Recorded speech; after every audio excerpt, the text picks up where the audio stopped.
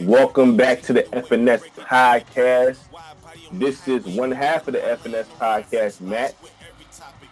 What it is, Josh back up in the building.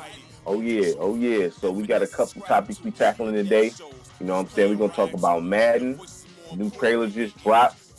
We're going to address the firing of Monty Williams, which is a godsend. And then we're going to talk about Trevor Lawrence and his new deal. First, we're going to tackle this Madden. What's your opinion on that trailer? So I'm disappointed, but at this point, what else is new with Madden? I am disappointed. Not that I ever had my hopes high. I never had hopes high because Madden has been very consistent for the past decade of, just being disappointed as a whole. Mm-hmm. I don't know. I mean, for them to not have their reveal come out on time and then to come out with it now and for the trailer to be as short as it is, it lets me know that the game about to be due. That was definitely a bad sign. That was definitely a bad sign because I don't think they ever had that. I've never seen that happen to where they had a reveal scheduled and they didn't come out with it that day. That's crazy talk to me. I ain't. Mm-hmm. Yeah, so they I don't know, man. Like I feel like it's going to eventually get to the point where like the hand is going to get forced to where they're going to lose the license in full, which would be a blessing in disguise. What if they lose a license? Huh? You talking about if they're not able to exclusively make games anymore? Yeah. Like they can still make it, but they ain't gonna be the only ones. Well, I thought that, see, when it came to that, they'll keep, see, this is the thing, right? What I noticed when it comes to Madden. And this, I got to blame the NFL for this too now, because I'm going to say this, and I don't even mean to drift off on it, but MLB The Show, right? You know that was a PlayStation exclusive, right? Right. MLB stepped in and was like, look, man, we want more people to play our game, so we making this multi-plat. If you want the license, you better make this multi-plat.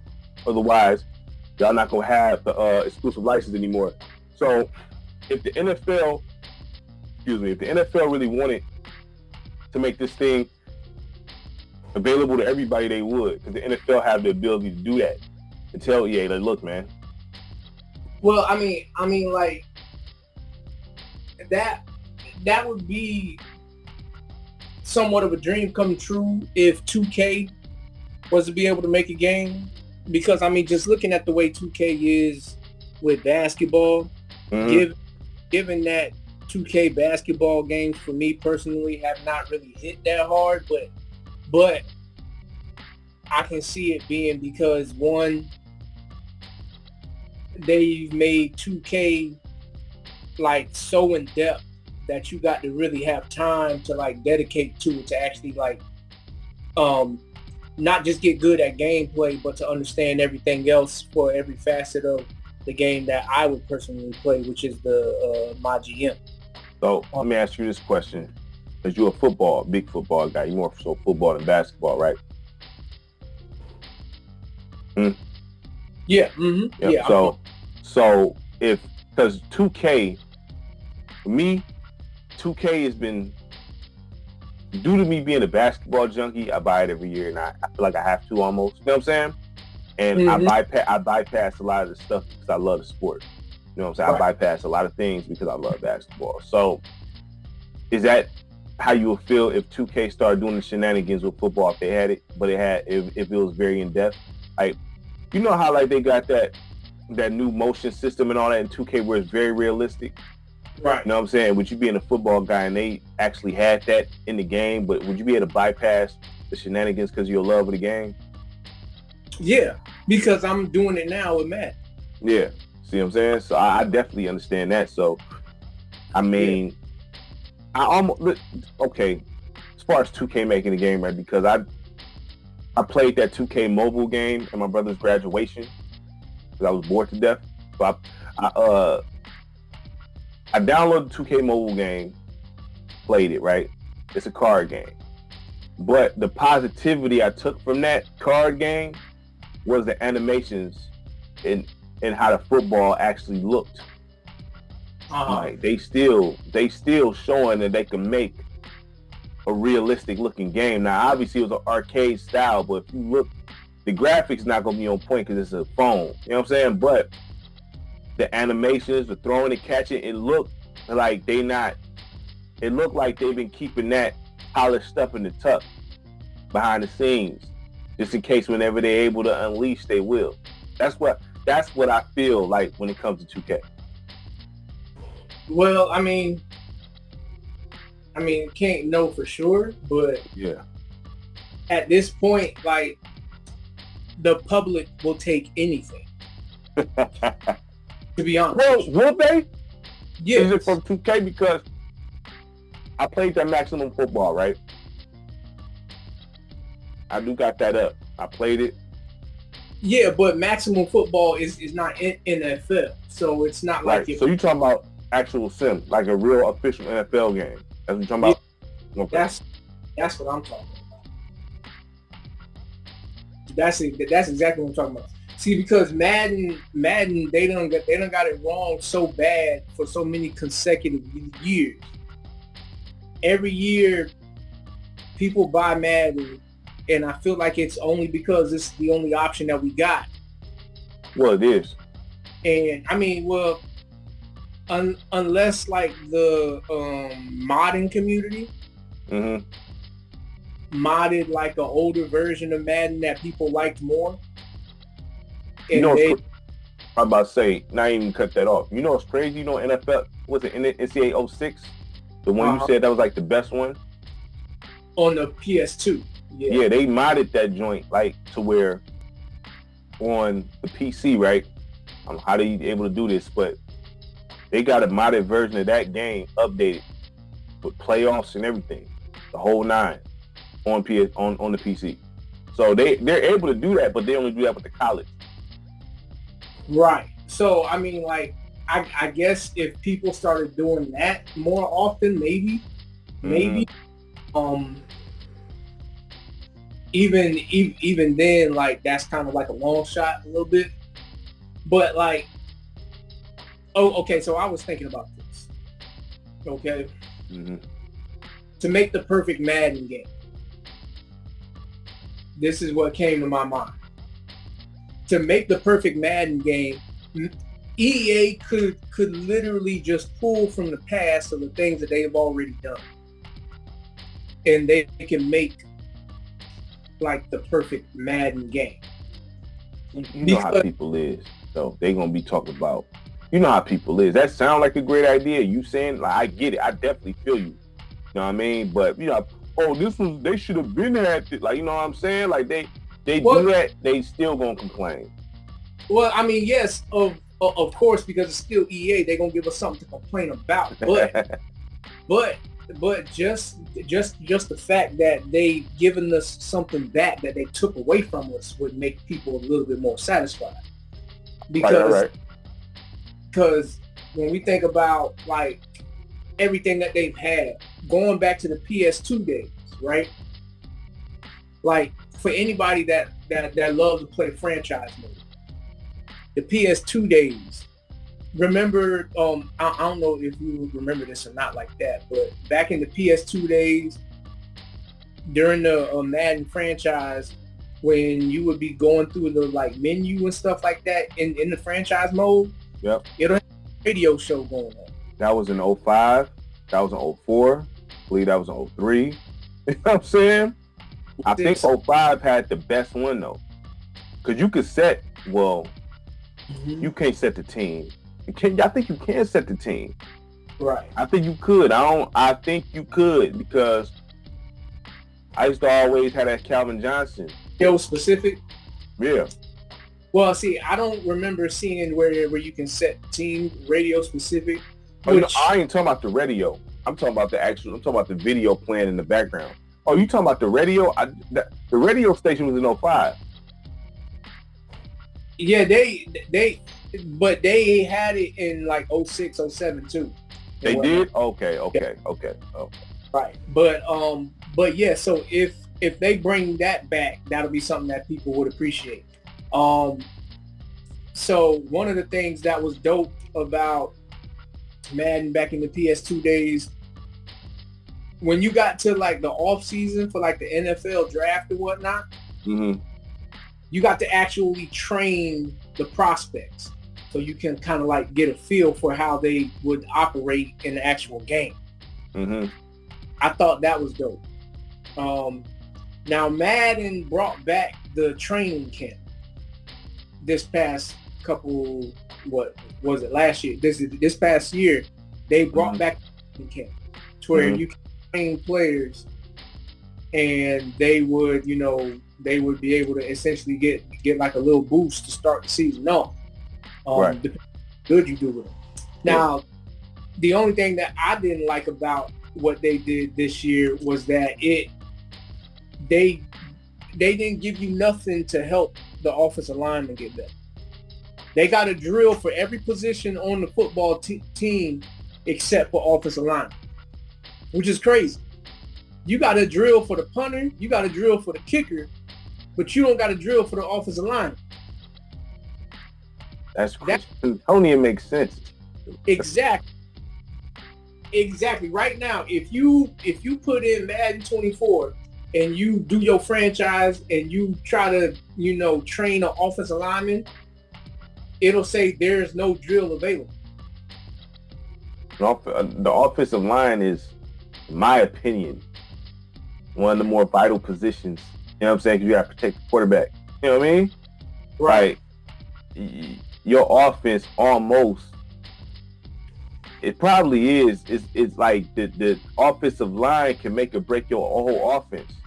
Yeah, absolutely. You know what I'm saying? So, absolutely. Dog, so they went lazy on that. And yeah, I was about to say, it sounded like they didn't have they just said skip it and didn't put it in there. They ran out of time. You know what I'm saying? The funny thing is, in Madden 08 and 09, I believe it was, they had drills for offensive line. They should just copy and paste that thing. That's what I'm saying. So they've done this in the past, but they took it away from us. That's like, if they just gave us back the things that they took away from us, people would feel a little bit better about Madden. Like, not that all the gameplay issues would be fixed or anything like that, but at least the features would be back to being somewhat on point. Do you think that, I'ma just throw this out here, I don't think it's true, but do you think that due to the hype in NCAA 25, they like, man, they don't really care about this Madden. They not caring about Madden. They only care about the NCAA. I mean, if they are doing that, that's dumb business. Like, because the way they got it bundled, like, I always said this. Well, I thought I was under the impression, which was a blow to me, a big blow. But when they explained it, I still like, okay, but it's still a blow due to the fact you're not able to transfer draft classes. Because at that point, I don't see many people playing Madden like that this year. With the college football coming out, and folks have been wanting this for years, mm-hmm. It kind of shut the whole football gaming community down. That's all folks is going to play, though. They're not going to play Madden. They're going to probably get it, but they go right back to the college. You know what I'm saying? Like, so by not having the draft classes in there, that's crazy. So the way they bundled it, just so they can get, I feel like they bundled it so they can get their Madden sales. Because NCAA, the college football is going to sell regardless. That's going to sell. Right, you're right. So, I mean, I say this about that. Yeah, there's going to be the heavy movement for EA is going to be college. But the NFL, being that there's no other competition, it's still gonna get moved, but I feel like because college always comes out before Madden. Right. It always does that. Right. So with that being the case, Madden is on the they teeter-tottering on not being able to sell anything. That's why they bundled it. Well, I mean, look, the bundle is really only beneficial because you get the game 3 days early. Right. You know what I'm saying? I don't for them to not have to transfer draft classes, that makes it pointless of a bundle. Only way I could see, only reason why they bundled it is to get the Madden sales, because them sales gonna be down, bro. I'm telling you, them sales gonna be down due to that NCAA or right. the college. I don't know why I keep calling it that, but the college football. That's the same thing. You know what I'm saying, man? So I mean, I'm not excited. I've seen now. I'm gonna say this. I am gonna say this. I've seen some beta gameplay footage that folks been putting up. I didn't get a beta code. I didn't even know how to get a beta code, but some people got access to the beta, and I've seen some pretty decent animations and stuff from Madden this year. I've seen, what I did see, it looked like a little buggy too. Like they going to have to patch that up as well. I mean, that's been Madden for the past how many years? Yeah. Every Madden game that has came out, at least for the past 5 years or so, every game that has came out has been constant patches after the release date. Yeah, because I looked at it and I'm like, the animations, the route running do look a little decent. The running, it looked like they improved some, and not nothing crazy, but like they improved some stuff there. But I'm like, this looked a little glitchy. I mean, you know what I'm saying? Like, well, you know, the thing with Madden is they've been lazy for so long.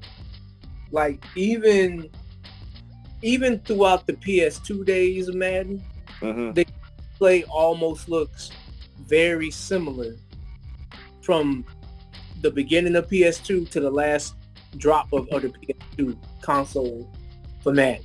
I would say this. Looks very. I say this on the PS2 era because I remember when they started. Like, hold on, once because I remember when Madden 01 came out. That was the dude from the Titans.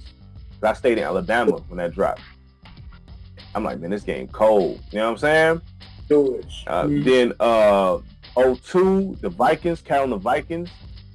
Yeah, I liked that one. Dante Culpepper. 03, my man's from the Rams. Was it Work Done? Marshall Faulk. Oh, Marshall Faulk. Thought that was tight. The best, like the most iconic. You know the iconic one, the Vic one, cheat code Vic. You know what I'm saying? Then 05 was dope, but then that's a 2K5 era. Once they bought that and they came out with that QB vision, which it was hit or miss. Some people liked it, some people hated it. Well, no. The QB vision for EA was on 06. Yeah, that's what I'm talking about. After 05, then when they went to 06, when they had Donovan McNabb. Yep, on the cover they had that QB vision.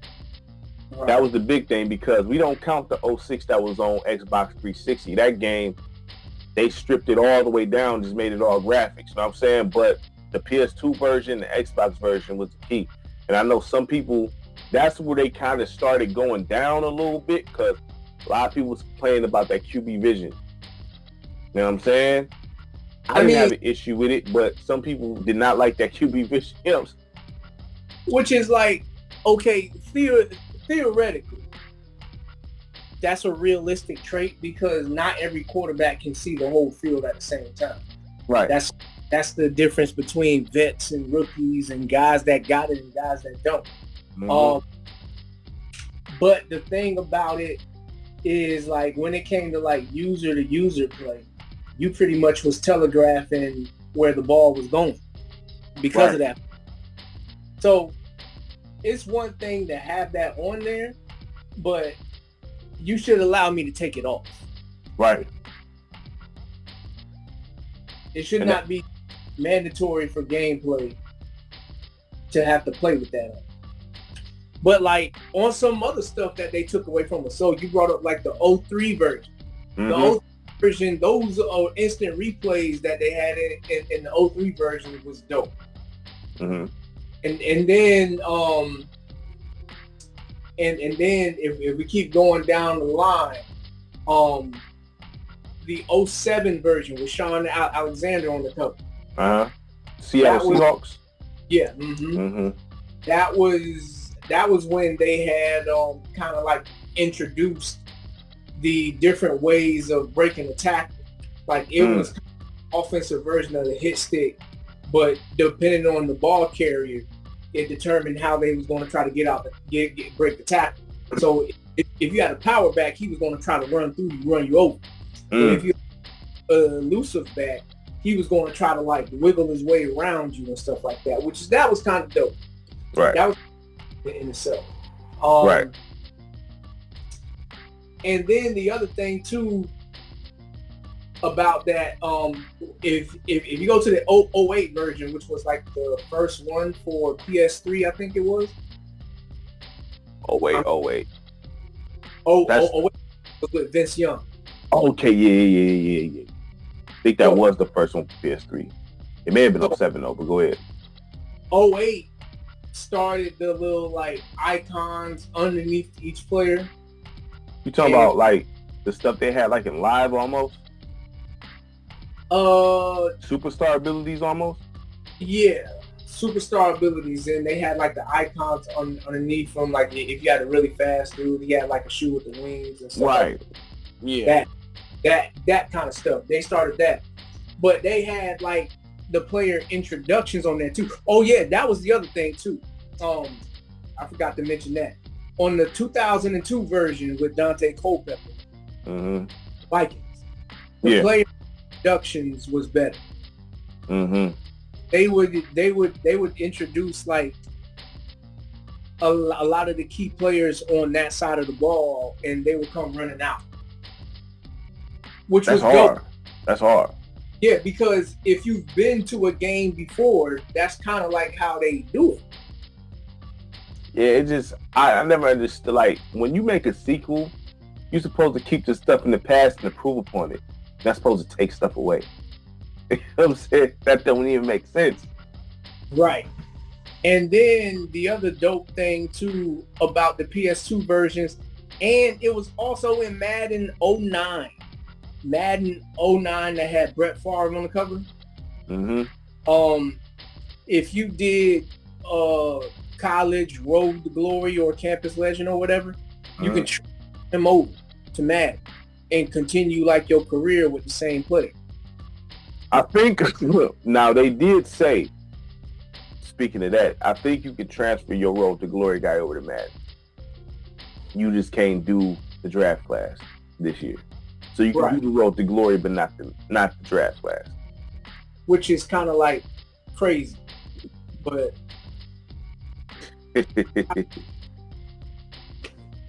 I mean, what we gonna do? I mean, we ain't creating. Oh, you chopped out a little bit. You chopping up a little bit. I was just saying, like, we ain't creating the game. Yeah. So I mean, that's what I be saying when I try to talk about some of these games. Like, then I could do it. I mean, what can I say? You know what I'm saying? Like, right. What can you say? I mean, like that Madden trailer to me, I'm looking like it's all right. It's nothing that's thrown away. Like it's all right. I mean, it looked like some CGI type stuff anyway. So I'm like, I highly doubt this is actually in the game. Like, I mean, so I don't have really my expectations are like, I don't have none. I really don't have expectations for college football. I just want to play it and build a school. That's not it. I don't really have really high expectations for that. I'm just happy to be able to play college football and create the school and do what I do. You know what I'm saying? Right. That's all I care about. Like, right. When I say I have no expectations though, I have none. You know what I'm saying? So I'm not really, I already got it paid for, so I'm already gonna get it. I'm committed to getting it. So, but if you let me ask you this: if you was the commissioner in the NFL, whatever, I don't know who makes these calls for the game. Would you demand? Would you allow them to exclusively have a license? No, because that's the reception of the people. No, because that's cutting out my money. Right. That's cutting out my money. I wouldn't be doing that. No, not at all. Because I forgot about this one game. NFL Fever, Xbox exclusive. Dog, I had looked at some gameplay footage that the other day. I'm like, yo, and the guy was breaking it down like this is one of them hidden gems that people don't talk about.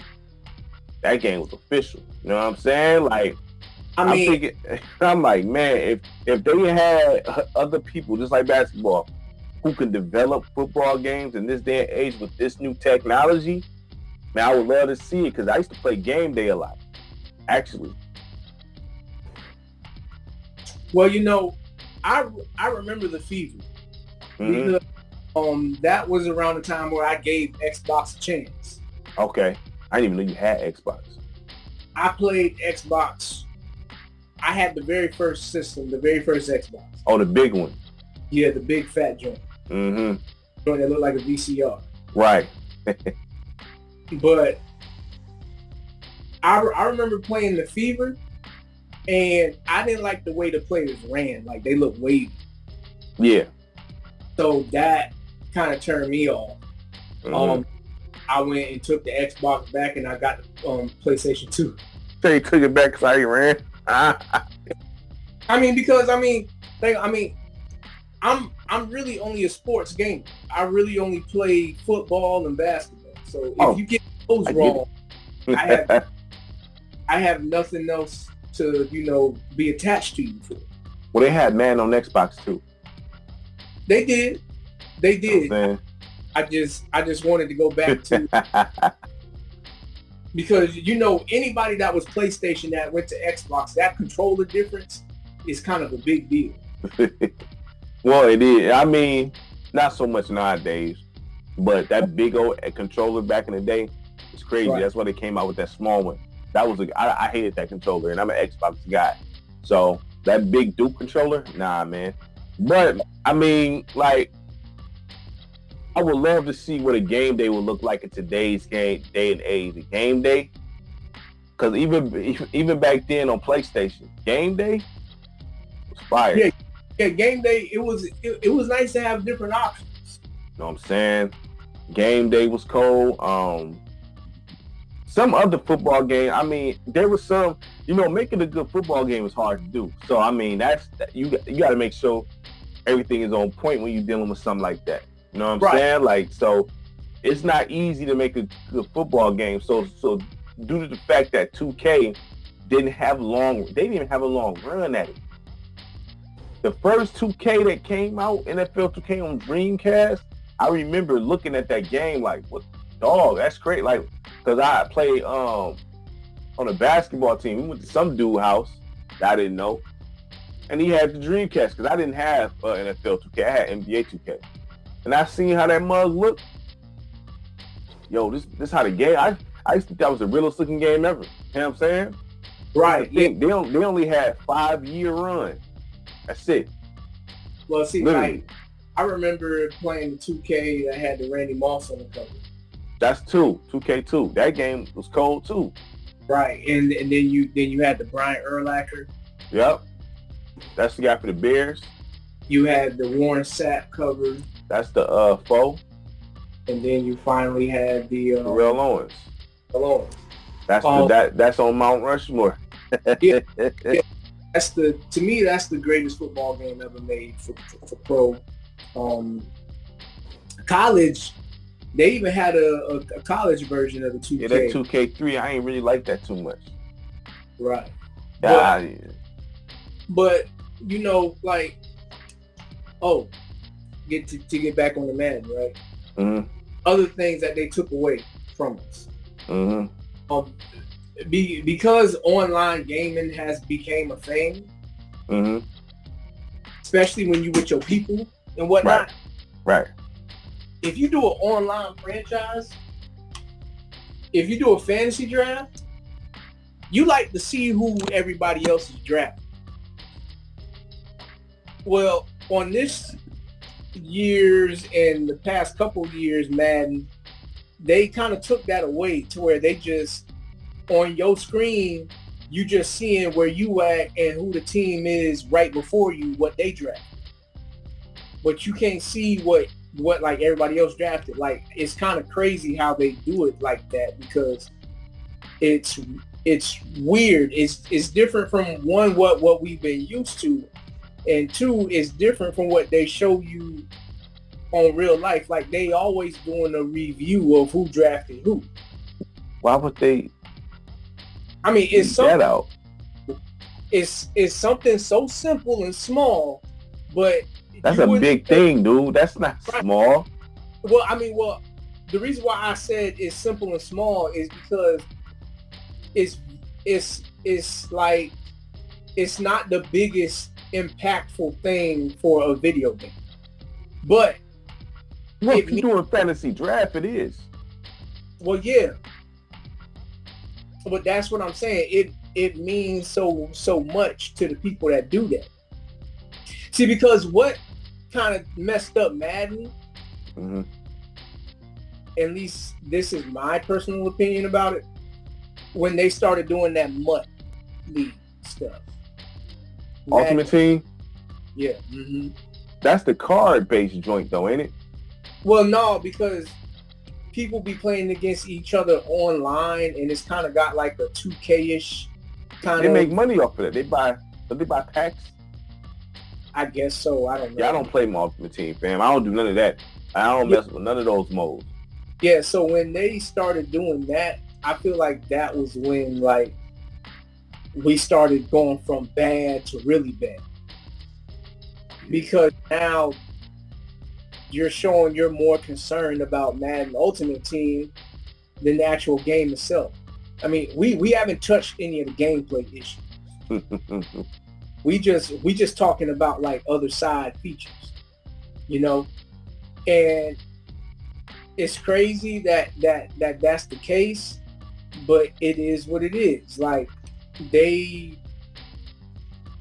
Madden developers have been the definition of lazy. You know, I mean, when you just compare it to what they've given us in the past, like, this is bad. Like, okay, so like the other dope thing about the PS2 days, right? Remember the newspaper? Yep. How you go to the newspaper and whatnot? Yep. Now, given this is a different day and age, and newspapers really ain't around like that. They can make social media look confused, though. You know what I'm saying? We got Instagram, we got the X, we got Facebook, we got all of that stuff. Because think about it, Live did that. Remember when you played the one mode or whatnot? They had they made it look modern, little Instagram looking clips where folks talking about your progress. It wasn't newspaper, but it was modern, so they can do that. Right? Yeah. They can definitely do that if they didn't get lazy. You know? Because those are the little things that mean a lot to people. Yeah. Those are little things. That's why 2K5, when it came out, it stole everybody's heart. Not that it was $20. It was the fact that everything that it brought to the table. It brought the most realistic gameplay and the features added on to that. Because like 2K, you had the My Crib or something like that. Yeah, I used to design that. They started that in 6 though. They started that My Crib thing in 6. You know what I'm saying? But it was in 2K5. It started in 5. Yeah, with Terrell Owens on the cover. Remember that was the football. Oh snap! I remember that. Yeah, because that game they had that little phone in there, and then folks would call you, and you play as celebrities and all this stuff. Oh, you forgot to mention they had that first person mode too. Yeah, they had the first What did you think about that? I personally wasn't the biggest fan of the first person mode, so I never really did it. Like that was so in depth. They even had certain things in certain people's helmets. Yeah. Right. Right. Now given some time to like master that, I can see that being dope. But because we only got 1 year of that, I'll pass on it. I think that 2K, just that whole line, made a statement that year. Pretty, because all these sports games are $20. The baseball, the hockey. Remember 2K had a whole line of sport games. Know what I'm saying? That whole line was $20. Yeah, and it put the pressure on EA. Period, all the way on board. Yeah, because that was the year that Ben Wallace was on the cover for 2K. Yeah. Yep. They came. They bet on themselves, and I think I almost feel like if they maybe it hurt them by doing that, because with them doing that, they boost their sales up very high. Because if you look on the box art of those games, remember they should say, the number one selling. It never said the number one rated, the number one selling football or basketball game. It'd be on the box art, right? So Madden always had the number one selling. You know what I'm saying? But once 2K did that, I think that took that away. Said, no, we're gonna buy this. I think that they even approached the NBA for exclusive license. But I don't think they weren't having that though. Well, I mean, I don't know if that was them kind of having like some underlying understanding that Madden was about to like close the deal to like keep the football license or whatever. But Ooh, NBA? Well, I'm talking about 2K. Yeah, okay. 2K, I don't know if they did that because they probably got word of what Madden was about to do. No, I'm saying EA tried to go to the NBA about that, I think. Which is fine. They can try. I mean, look, I want them to make another NBA Live. So. Yeah, but I don't want them exclusive either. Yeah, exactly. God, no. Please don't do that. You know what I'm saying? But, Madden, look here, man. Madden, there's no excitement. I don't see no hype for that game. You know what I'm saying? I see no hype. Usually people will be in an uproar about them pulling something like that. They don't care, bro. Right. I mean, I don't see no uproar, man. Because everybody done got numb to it. Everybody done got numb to it. I mean, we've gotten to the point now to where we literally don't expect anything from that. Yeah. But still, because it's the only thing that we got. That's messed up. Which is part of the problem. We keep supporting the problem because it's the only thing that we got. Now, if people was to be willing to go through a 1-year drought, knowing that Madden is going to be disappointing, if the people was willing to go through a 1-year drought of no Madden, that'll speak volumes. I'll say this. That's like anything in the world, though. Like, if folks would if they get sick of how jobs treat them and the whole world to stop going to work in one day, that'll shut a lot of things down, dog. That change some tunes, but they won't do it. You know what I'm saying? So, like, my question for you is this. Would you play an indie football game that don't have professional teams but got all the features you want and the gameplay you want? Yeah, absolutely. Because playing maximum, like I played the maximum on the channel. I mean, it's a little choppy because of the dock. The audio is choppy, not the gameplay, because of what dock I was using. But the game, I'm not gonna lie, because maximum, they put some work into this game. And there's some things about this game that look good. I'm like, okay. And their customization, I didn't show it, but their customization is next level. I looked at some footage on that. I mean, you can customize everything from, You know, like the little sleeves under the shoulder pad. You could customize that, put logos on that. You could do everything. I mean, you could create everything from the ground up. And the game actually looks good. And the animations look pretty solid. There's some things they got to work on, but I'm like, yo, if Maximum Football actually stick to this, because they took some elements from Madden as far as like the entrance and everything like that, and certain things, certain aspects, but I'm like, this looks pretty good from where they came from. And if somebody actually got the cojones enough to actually go for a throttle and try it, I just want to see what happens. Because it just seems like folks not doing it because they know people not going to buy it because it's not NFL. And I know they know that. Because if folks would do, they would have gave All Pro Football a chance. I mean, and All Pro Football had real players in it too. Right. And also, not even to say that, actually, you know what? The NFLPA is a whole different, the players' PA, so whatever it is, a whole different situation, because that wild card football have all the NFL players in there, just not the teams. Right.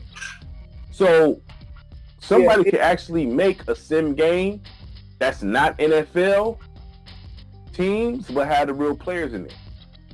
I mean, well, I felt like that's what 2K should have been doing this whole time. I just thought about that. You could actually have, because the wild card football, which I do have, they have the team names by the quarterback, right?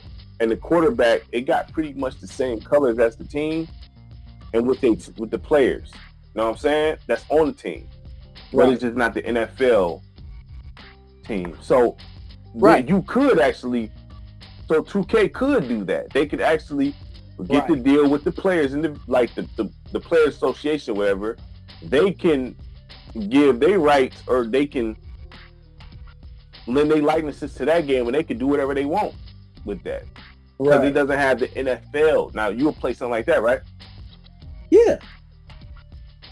Yeah, see? Most definitely. But like, this is what I felt like 2K should have been doing the whole time. 2K should have been having something else on the side. Just don't put the NFL Shield logo on there, and don't put none of the franchises in there. Matter of fact, they could have did it without the real players. They could have they could have just made up some players, kind of like Maximum Football was doing. They could have just made up some players, made up some teams, made up some stadiums, made up some uniforms, and just constantly been showing the world on a year-by-year basis how much more elevated they are than that. No, it's crazy. Blitz did that. If they would have just stayed with it. I mean, I know it was over the top and all, but Blitz. Blitz was kind of cool, but Blitz was kind of more of like the arcadey type of football game. No, but I'm just saying to prove your point. Like, you know, they kept Blitz because Blitz is still a legendary arcade game. Blitz. Right. We used to get down in Blitz. You know what I'm saying? I don't know if you played Blitz that much, but we used to play the mess out of some Blitz. You know what I'm saying? So they kept Blitz. They just added their own spin to it since the NFL wasn't involved. And they had a crazy story. It was still Blitz, but they incorporated all type of stuff. So if college football, I'm not college football, but 2K was to do that, they could have a dope story. They could do whatever they want because the NFL ain't involved. They have no say. Exactly. So they could make some cool stuff. You think about the little player mode, right? I hate that mode, but I think the reason why it's corny in NBA is because the NBA is involved and they can't really go where they want to. The only reason why, like, the best story they kind of had was that Spike Lee one, even though it went left. But that was the best production they had out of a story, right? So they could do something dope with the football but I don't know if they want to get that creative because it takes a lot to create. You know what I'm saying? Right. So they probably don't want to be that creative. But I mean, I definitely would play it. I mean, look, they got a lot of options at their disposal that they just not sure if they want to pour assets into. I mean, it costs a lot to build these games too. So it do. And right now, fortunately, you don't. With Madden being as bad as it is, let the people find out that 2K is making a simulation football game. It's just not going to be NFL. We're going to be all over that. Going to be all over that. Everybody's going to give that at least one chance. They got to do it. And they just got to. I just don't know why they won't. The only thing that 2K would probably have to do is they would have to bet on themselves. This is gonna take a whole lot of future planning, but they would have to bet on themselves and make the game do something similar to what they did with the 2K5, where come out where the game is like only $20. Not saying it's gonna be $20 now, but say they make a game and it's only gonna be like $40, right? Versus paying $70, right? You know, if they do that, that's going to be kind of like betting on themselves, showing the world that, okay, they're capable of doing. And then after they stole all the fans, then they can go back to charging regular price. You know a feature that would make them sell though? If they did it, you know a feature that would make it sell, right? If they had like an NFL version of the My Player? No. It'd be team creation suite and be able to upload your own logos without having to log into the internet and be able to share rosters. I mean, if they did that, it'd be a wrap because you can essentially make an NFL game without making it. Listen, I would do that. Like, listen, if I'm them, I'm like, okay, we can't make an NFL sim. No problem. You can't tell us what features to put in the game. So, like, look, share like how NBA got their stuff. Share roster, create teams, same exact thing, except make they stuff so in depth to where you got these guys out here that got time to really sit down and create a whole roster of players. And I think in a sense with the NFL, since you don't really see people's faces, it'd be even better because you ain't got to worry about molding folks' faces to look the way it need to be because they got a helmet on 95% of the time. So, man, that'd be crazy. Like that's all they gotta do is put that feature in there. Have all the proper franchise modes and all that stuff, everything you need, but then put that feature in there where you can create teams, stadiums and all. Right. It'd be a wrap. Right. Now, just to get back on to the trailer. It looks like what they trying to add into it this year is the fact of ball carriers being able to be more elusive with the ball. Okay. Didn't they add that before or something? Well, like I said, everything that they brought to the table is things that they brought to us before. Yeah. Took it out. To a degree. Right. So, I don't know. I'll just say this. Some of the things that have been glaring about Madden is they don't have different running styles for different types of ball carriers. And they don't have the technique the same or proper for cornerbacks and defensive backs. They focus a lot on offensive stuff.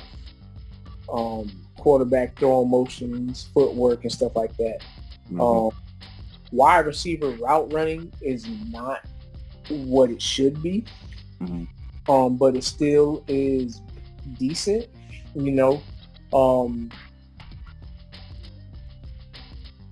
they just, I don't know. The trailer is just, it gave us nothing to be excited about. It gave us nothing to be excited about, and it's thoroughly disappointing.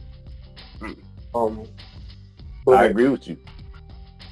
But It is what it is. That's Madden. Look, I don't know. We can move on. Yeah. So I mean, I'll just say this is my final statement on that is I almost feel like at this point, it's college football got so much buzz and they know that. They're like, man, whatever. We can just put it out whenever. You know what I'm saying? Possibly. You know? But it is what it is. Let's go over to this Monty situation. So, my bad, y'all. I'm still getting over this little situation. But Monty finally got let go. Now, my question for you, I know I feel like it's a great idea. Now, looking at what he's getting paid, I'm like, man, he don't really gotta. He can just sit back now. You know what I'm saying? He can just sit back now. Because he getting paid a pretty penny from Phoenix and Detroit. Right. So, I mean, like, man. He's straight for life. I mean, if I'm Monty Williams, I'm not pressed to coach no more. That's what I'm saying. Like, he can sit back and just. At least I'm not pressed to coach the pros anymore. Like, I mean, yeah. I'll go straight to college. I'll go to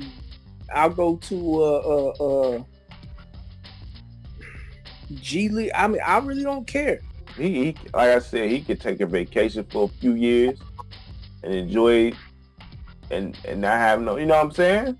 I mean, but what I didn't like is how Stephen, like, he probably know more things, but the stuff he was saying, like, I don't like the disrespect of Detroit. Like, they love to disrespect Detroit just as a whole as a city. I be seeing Gilbert Arenas do it. You know what I'm saying? Like, Steve, I mean, it's like, why are you doing that? I mean, well, you know the reason why. I mean, because the players on the team,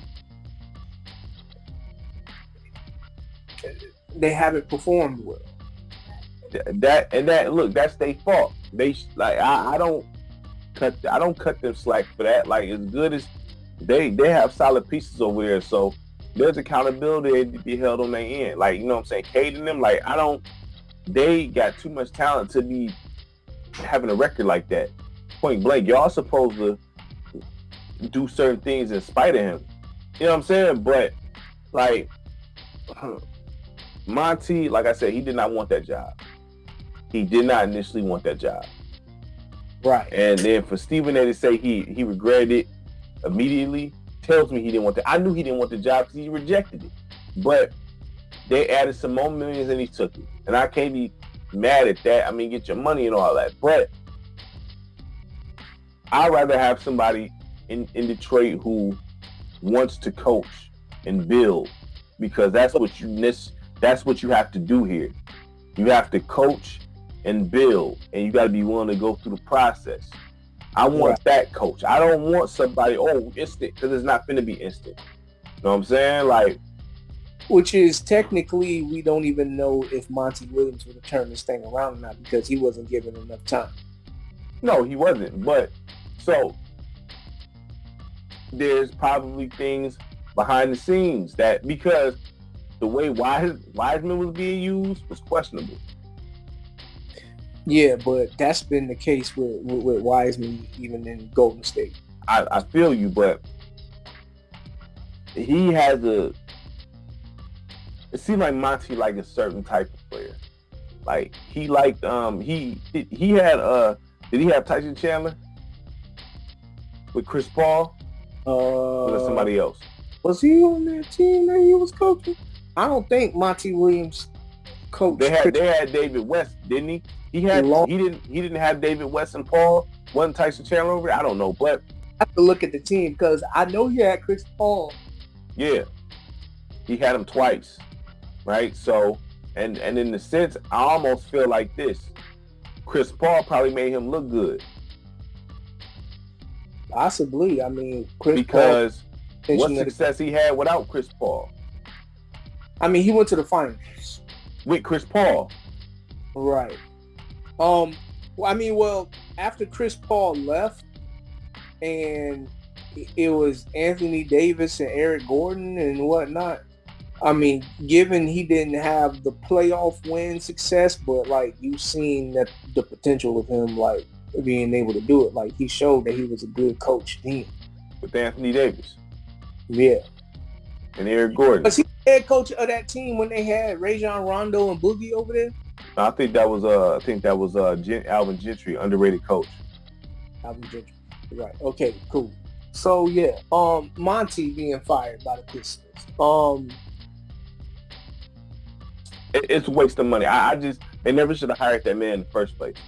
So I would always fault the trade for that, but I knew he wasn't the right guy for the job. Point blank. I knew it. Before he even stepped through the door, I'm like, no. I mean, I would have took JJ Redick. I would have took JJ Redick in that environment. Right. If you think you can coach, come on over here. That kind of a coaching opportunity makes more sense for JJ Redick. Sam Cassell. Yeah. I would love. But I heard that they interviewing JB Bickerstaff for Detroit. Yeah. Mm-hmm. I would love that. I heard that they interviewing the Minnesota Timberwolves assistant head coach. I'm not familiar with that guy. The guy that took over head coaching duties when the real coach. Oh, you talking about my man's messed his leg up and he was on the sidelines? Yeah. Mm-hmm. Is he cold of a coach? Is he cold like that though? I just want to know. I don't know. Like I really can't say. I really can't say. And then I think they was interviewing Sam Cassell. I take Sam out of because I think Sam, for whatever reason, he is not getting a head coaching opportunity like he should. Right. If you look at this dude's credentials, I mean, he's been an assistant forever. And they talk about, he could possibly be the assistant for JJ Redick. I'm not taking that job. Right. I hear what you're saying on that. I'm not taking that. Why would I do that? I mean, well, this dude has no, look, I would take JJ Redick from Detroit because it depends. I want to give you a chance to build your environment. Let's see what you can do. We're not going to win. So any team, any coach that come over to Detroit, listen, this is a project here. So I know it's not going to be instantaneous success, but I'm trying to see what culture you're building here. This is culture building stuff here. This is what this is. So I'm not expecting no playoffs. I'm not expecting no championship for a little while, but I want to see that you want to coach and actually make these guys good players and create a great system and create a winning culture over here to where people want to come here. That's what I'm trying to see here. You know what I'm saying? Well, I mean, I hear what you're saying. My only thing is,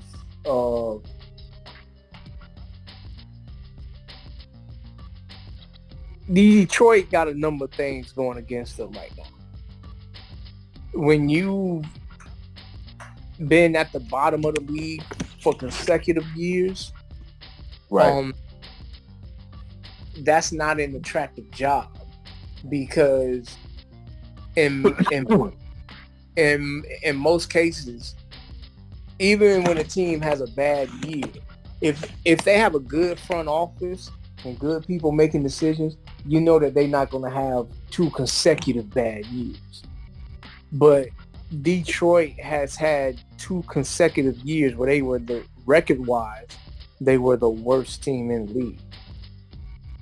I'm not arguing that, but is Lakers any more attractive than that? I mean, the Lakers are going to always be more attractive than that just because it's LA. If you compare LA to Detroit as far as a city to live in and things to do and whatnot, right? LA is going to always get the upper hand over Detroit in that manner. Then when you look at the history, given Detroit does have some winning history, but compared to LA, that's like very small. let's be serious. There's only 2 teams in the league really that got a lot of championships. It's LA and Boston. Exactly. But Detroit ain't just some fly-by-night franchise either. No, I'm not saying that. Like, we're not talking about the Grizzlies here and nothing like that. This is still a storied franchise with legendary players and banners. I understand what you're saying, and I hear what you're saying. Now the thing is, does the NBA like that? Because them Pistons, they wasn't going with the NBA's agenda for Michael Jordan. They didn't care about the NBA's agenda for Michael Jordan. So when you think about that, how many feathers did they ruffle in them offices of the big NBA? Like David Stern, does he like the Pistons? To this day? If David Stern is in the grave, it don't matter. Right, but like all the other people that was in the office for those same times. I mean, I agree with you because even when I listened to that Charles Barkley interview, he mentioned the Pistons in a negative light for no reason. Like, why? Why would you do that? Like, you know what I'm saying?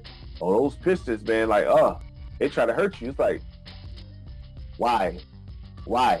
I mean, like, so that it's like they almost try to erase that the Pistons was just as cold, if not colder, than those Magic, Celtics. They was right there with all these dudes. Right. You know what I'm saying? But it was such a temporary time for them as a franchise. Right. It was such a temporary time. So if they would have kept up that same winning culture year in, year out, we'd be having a different conversation here. But because in that era they got 2 championships and they didn't get nothing in the era after that, they had to wait back again until the 2000s to get something. I can see there, being some eyebrows raised.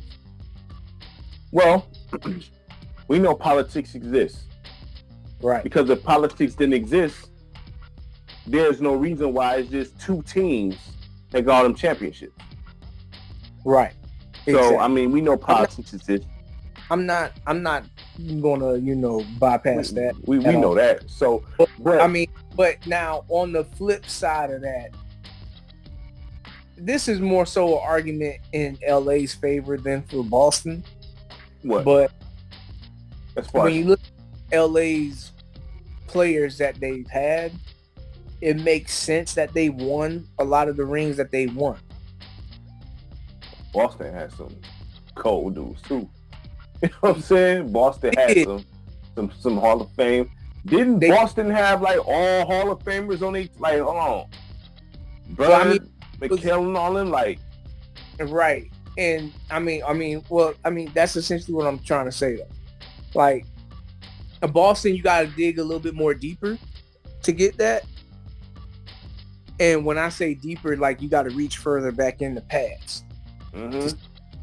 Whereas LA, for the most part, they kept one of the faces of the league in their uniform. Well, you're right because of locations. Hollywood, I mean, it's kind of, that's what they got in the advantage, really. Like, you're right. You're not wrong at all. It's Hollywood. Right. It's what it is. You know what I'm saying? A lot of times people just go there because of the lifestyle. Right. You know what I'm saying? So it's just one of those things. Now, in talking about Detroit,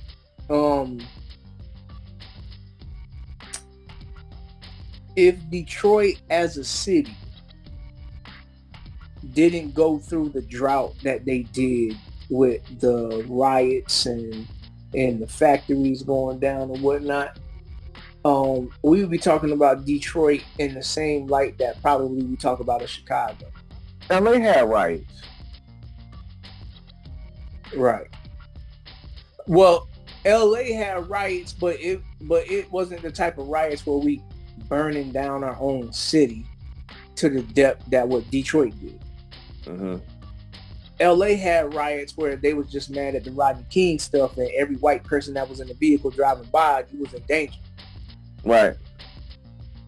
Detroit was burning down their own city. Yeah, that's crazy. I don't agree with that anywhere. Burning down, saying? you know? And so, you know, like, I don't know who was the first person that thought that was like the way to handle that situation. Rioting, let me tell y'all something. Rioting is not wise. That's stupid at the end of the day. I don't like when Michigan State be in the street burning couches. What are you doing? Like, I just don't get rioting. Like, you destroying, that's anywhere. It doesn't make any sense. In any aspect, this rioting makes sense. Right. So, you know, it's just, look, at the end of the day, I'm happy Detroit got rid of them. I'm upset they got to pay that tab, but I think Kid Martin made a point about, because I didn't know this. Just something I just found out. I thought all this is salary cap, but I guess coach's salary and salary cap is not connected. Right.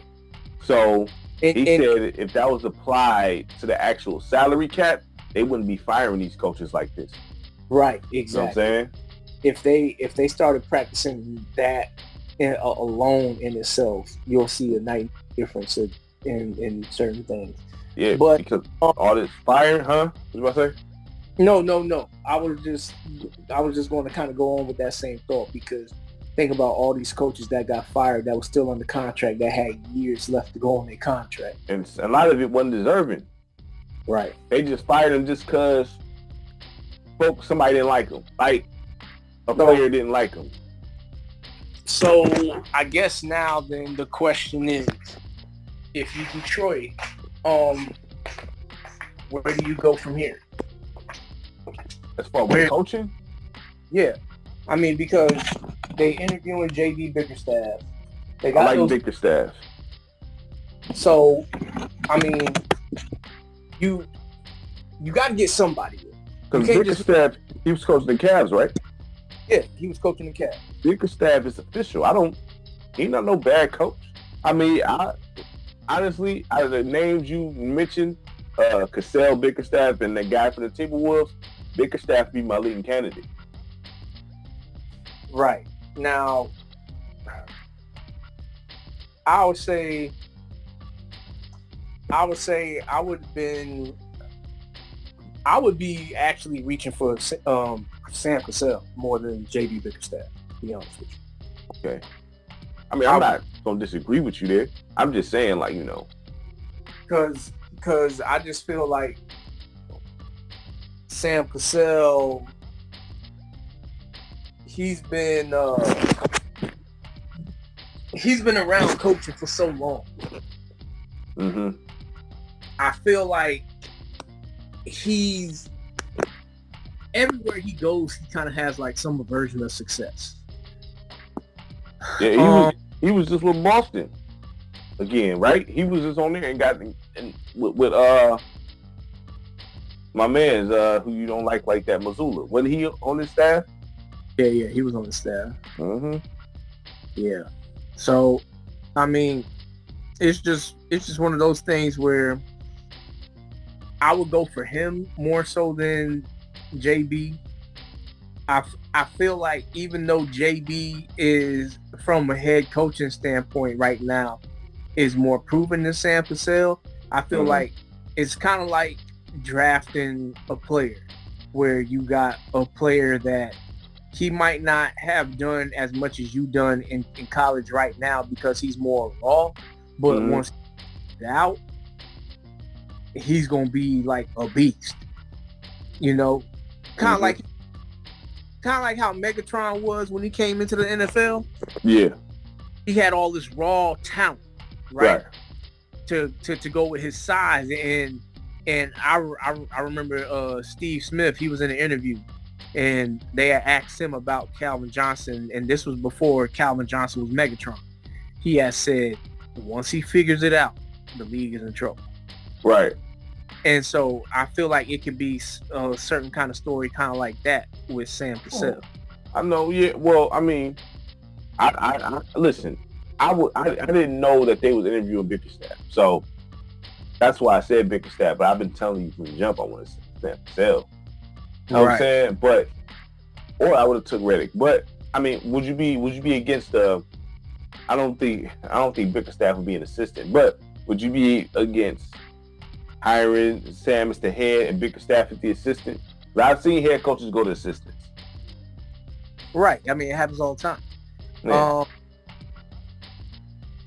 I mean, I wouldn't have no gripes about that. I mean, I would personally. I would. Now, if Sam Cassell could get the head coaching job, and say you can get a guy that can teach the bigs while Sam Cassell's handling the guards, that'll be kind of ideal. Who's the coaches that do that? You have names? I mean, do those coaches exist?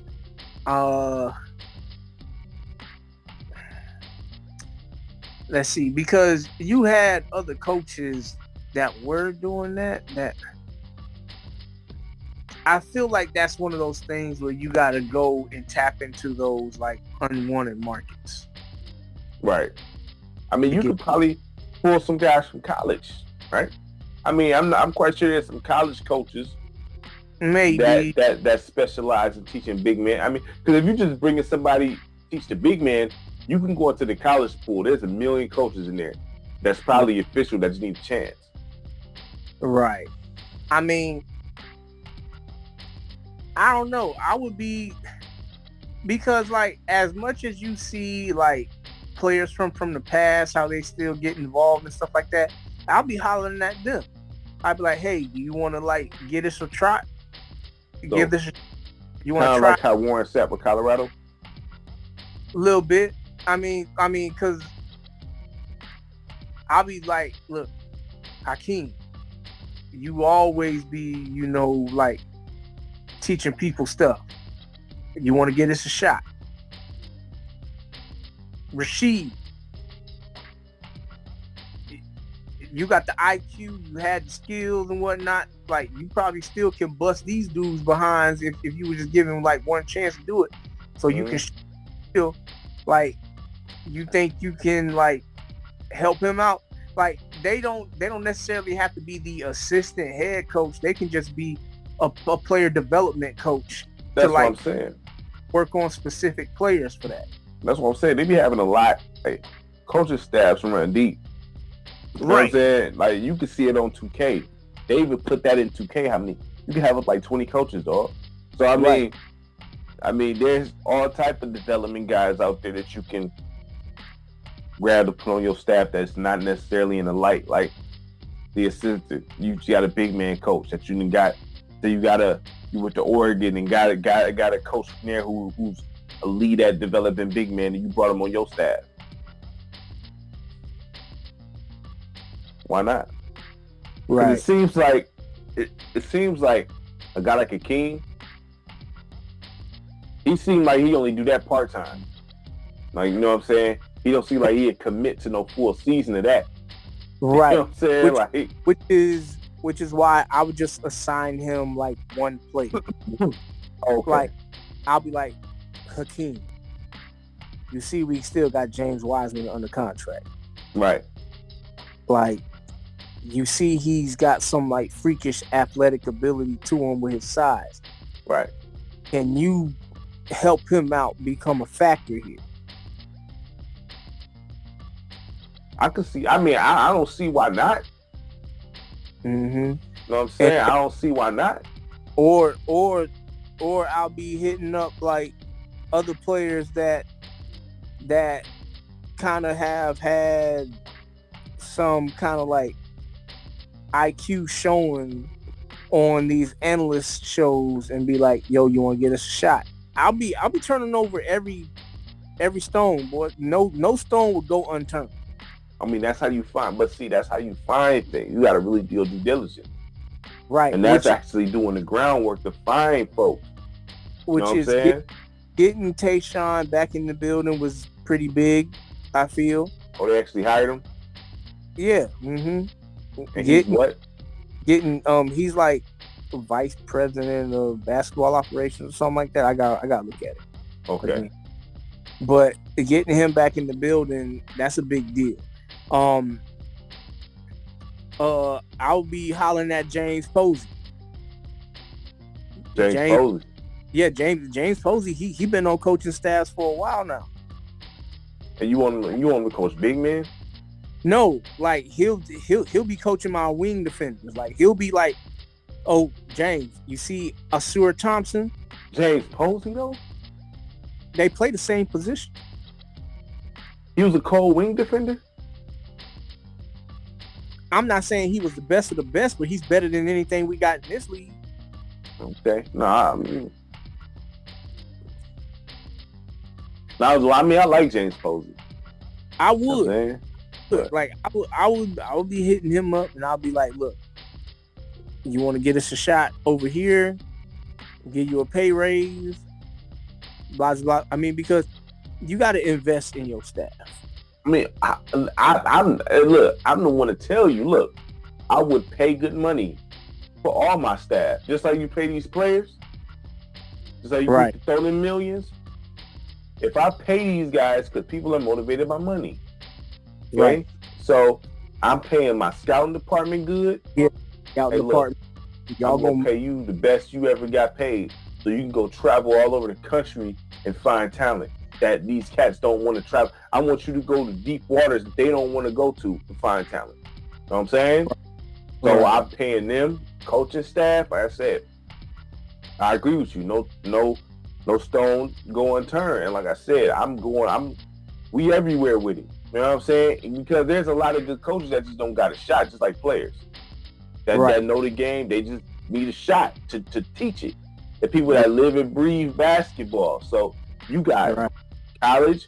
You even got high school coaches that's out cold, that they just need a shot. Shoot, my man's Hurley. Well, he coached high school first. He was only coaching college for how long? Mm-hmm. You know what I'm saying? So if you're a good coach, you're a good coach. Right. You just need opportunities. Right. So it really just depends on, what they willing to do. Are they going to recycle the same guys that's constantly getting recycled? I hope not. Are they going to be, giving fresh opportunities to guys that can potentially be the next big thing? But at this point, though, you can't worry about what the fans are going to think, because obviously, this is my thing. When they worrying about the fans, they only going to come around when you win anyway. So you can't worry about how they feeling right now with a coach hired. If you got a good coach that they not familiar with, okay, whatever. Just he got to prove it. I mean, it's a prove it thing anyway. You know what I'm saying? They're not gonna show up until you start getting W's. Right. So I mean, they can be mad at it initially, like, who's this guy? Just prove it. Once you prove it, then it is what it is. I mean, we know fans is finicky anyway. They only gonna show up when you win. They're not about to be there when you losing. So I'm not doing things upon their approval. You know what I'm saying? Like, I'm just not. Mm-hmm. I'm gonna get the guy I want. You know what I'm saying? I hear you. And if you go that route, you're going to be able to get probably better quality coaches for a cheaper price. Yes, because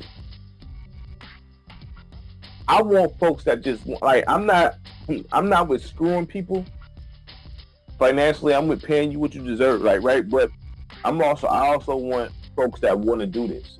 Not, I'm just, because it's all about the check. Yes, you got to get paid for your services, but it's not 100% what this is about. You're doing what you love to do, and you want to get paid for what you love to do, right? So, but I want you to want to do this job here. I want you to wear this logo with pride and look at the banners up there and want to bring another one. You want to win in this building. Like, that's what I want. And if you not, and if that's not what you want, then this ain't the job for you. Because if you want this, that means you're gonna be doing everything you can to get better. You're gonna be watching film. You're gonna, whatever mistakes you make, you're gonna correct because you want to improve. Because even coaches can improve just like players. So you're gonna make mistakes, and I understand that. You know what I'm saying? I would look, I'm not gonna fire you off no mistakes, man. I'm not gonna fire you off for losing the season if I see effort.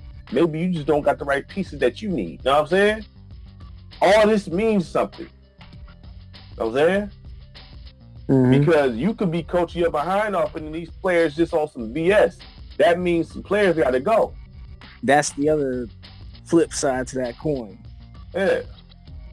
So, I mean, I don't know. The Pistons, they should have better days ahead. Simple and plain. Hopefully. And because you've been at rock bottom, you have no other way to go but. Yeah, pretty much. You have no other way to go but up. And if you can't seem to make some traction to start going up, then, that'll be a sign of the front office not doing their job well enough. Yeah, exactly. It's a mix. You got to have the right players, front office. All this, everything got to work in unison for this thing, in order to win. Everything got to work in unison. You got to get the bad weeds out of there. And if that's players, because you can have a good front office, a dope coaching staff, but you got some lazy players, entitled players. Well, that's where, if you had no players, that's where I believe you should exercise the plan. Dang, what's the word I'm thinking of? And the word just left my mind. I had it in my head and it just left my mind. Happens sometimes. Man, I'm pretty sure when I think about it, I'll say it. Well, pretty much. I think that covers Trey. Yeah, man. Yeah. I just hope that I'm cool with either Bickerstaff or Cassell, pretty much. Yeah, I would be too. I'm quite sure there's more options on the table they ain't talking about, but I'm cool with either one of them. Yeah. So, all right, we back. You know what I'm saying? Next segment here, we about to address real quick Josh's home team, Jacksonville Jaguars. Trevor Lawrence. I like Trevor Lawrence, but I see mixed commentary about that contract. Yeah, I wanted to hit on this because while it's still somewhat fresh a little bit, it's been I think a week or so since this contract extension has happened. Let me be clear about this. I am not in agreement with this heavy contract that he got. Why? I don't think that his play, or should I say production and plus play sometimes, was deserving of something like this. Because with this contract, that makes him the highest annually paid, tied for the highest annually paid quarterback in the league. Really? He's tied for second as far as overall contract value for active quarterbacks right now. Patrick Mahomes still number one, because Patrick Mahomes, he got over a 10-year period of his career, he's supposed to make $450 million. But Trevor Lawrence right now, he's tied with Joe Burrow as far as his contract value. Is Trevor Lawrence better than Joe Burrow? No. Is he close to Joe Burrow? I don't know if he's close to Joe Burrow. He just got more physical tools. Now, I was going to jump into this too, because Trevor Lawrence, when you look at everybody else that they're comparing to. Because one of the things that I didn't care for that some of the people were saying that was hating on this, they could have just chose different angles, but this angle that I didn't care for particularly, I'm gonna bring this out. They was bringing up his stats, like his win losses, his percentages, completion percentages and whatnot. And they was comparing him to the likes of Gardner Minshew and Daniel Jones. Question: is this home cooking feelings or is this facts? This, it's just statistical stuff. You know, stat people, they gonna pull up any stats, mesh them, and compare him to somebody and be like, oh, he's just as good as him. But do you feel any type of way when folks on your home team be getting violated? You know what I'm saying? Do you feel any type of way about that? I mean, well, of course I do. Right, but okay. in a general sense, I feel that way about anybody. Because I seen a statistical breakdown. And this is just regular season. This isn't playoffs included. Statistical breakdown of wins and losses, completion percentage, yards, and stuff like that. They compared Dak Prescott to Patrick Mahomes, and they were identical stat-wise. Okay, so but anybody that watches football knows Patrick Mahomes is in a different atmosphere than what Dak Prescott is. And I feel like it's the same way for the people that want to compare Trevor Lawrence to Gardner Minshew and Trevor Lawrence to Daniel Jones. Like, those is disrespectful things right there. those are okay. So one of them is a guy that might not even have his job. Actually, both of them might not even have their starting jobs after next year. Ooh. Both of them, Daniel Jones and Gardner Minshew. Now, I like Gardner Minshew. Gardner Minshew used to play for Jacksonville. I like Gardner Minshew. He's a short quarterback. He's he has some good pocket awareness to be able to evade sacks and things of that nature. Mm-hmm. Gardner Minshew does not have the arm, and you know, Gardner Minshew is something that can be said about pressure. To be able to play free without pressure. I'm looking at Trevor Lawrence stats, right? I had to pull them up. So obviously his rookie year, he had 12 touchdowns, 17 interceptions. That was up. Right? But, you know, he improved. Well, yeah, he improved a lot the second year. You know what I'm saying? Now, is 66.3 complete percentage good or bad? That's okay. That's decent. That's okay. So he got like a percentage worse in 2023. Right. 65. So he had 14 interceptions. Right. So I'm gonna address all of that right now, okay? Because I'm not an ultimate stat guy. Stats do matter to a degree, but I don't think stats tell the whole truth behind the numbers. Because when you look at Trevor Lawrence's career, he got drafted first overall for a reason. The worst team in the league at the time was Jacksonville. So he went to a bad, terrible team.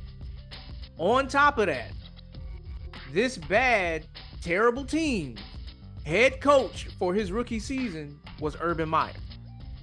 No longer a head coach in college or NFL. How bad his regime was. Urban Meyer, okay, we all know who Aaron Donald is. Yeah. Jacksonville had the Rams on the schedule. And it was reported that Urban Meyer didn't even know who Aaron Donald was. Yeah, right. That's a lie. It could be. I don't believe that. It could be some truth to it because I don't know who Aaron Donald is if you're the coach. Well, that doesn't even make sense, dude. Well, see, the reason why I brought that out is because if anybody followed that year with Jacksonville and Urban Meyer, it was story after story after story after story that was coming out about Urban Meyer and how bad of a coach he really was. Is it possible that it was a smear campaign? I don't think so, because I think the world, to a degree, was rooting for him to do well. Not that they wanted him to do great and win, but I think they wanted him to at least do well. Okay. Because Urban Meyer was one of the most winningest head coaches in college football. Won a couple of championships with Florida, won a couple of championships with Ohio State, I think.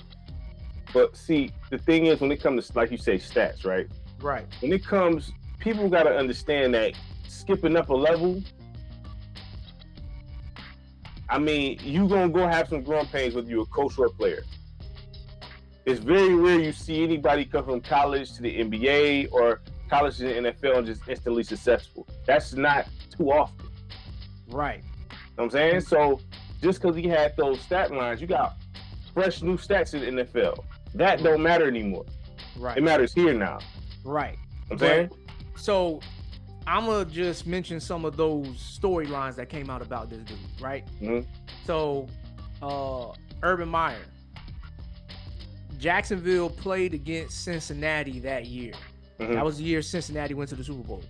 Right. If anybody looks at that game, Jacksonville really could have won that game. And it was during one of those times Jacksonville was on a losing streak and they was trying to like win a game or something like that, get that feeling back. Mm-hmm. Unfortunately, that was a game that DJ Shark had got hurt, and I think he was out for the season for that game.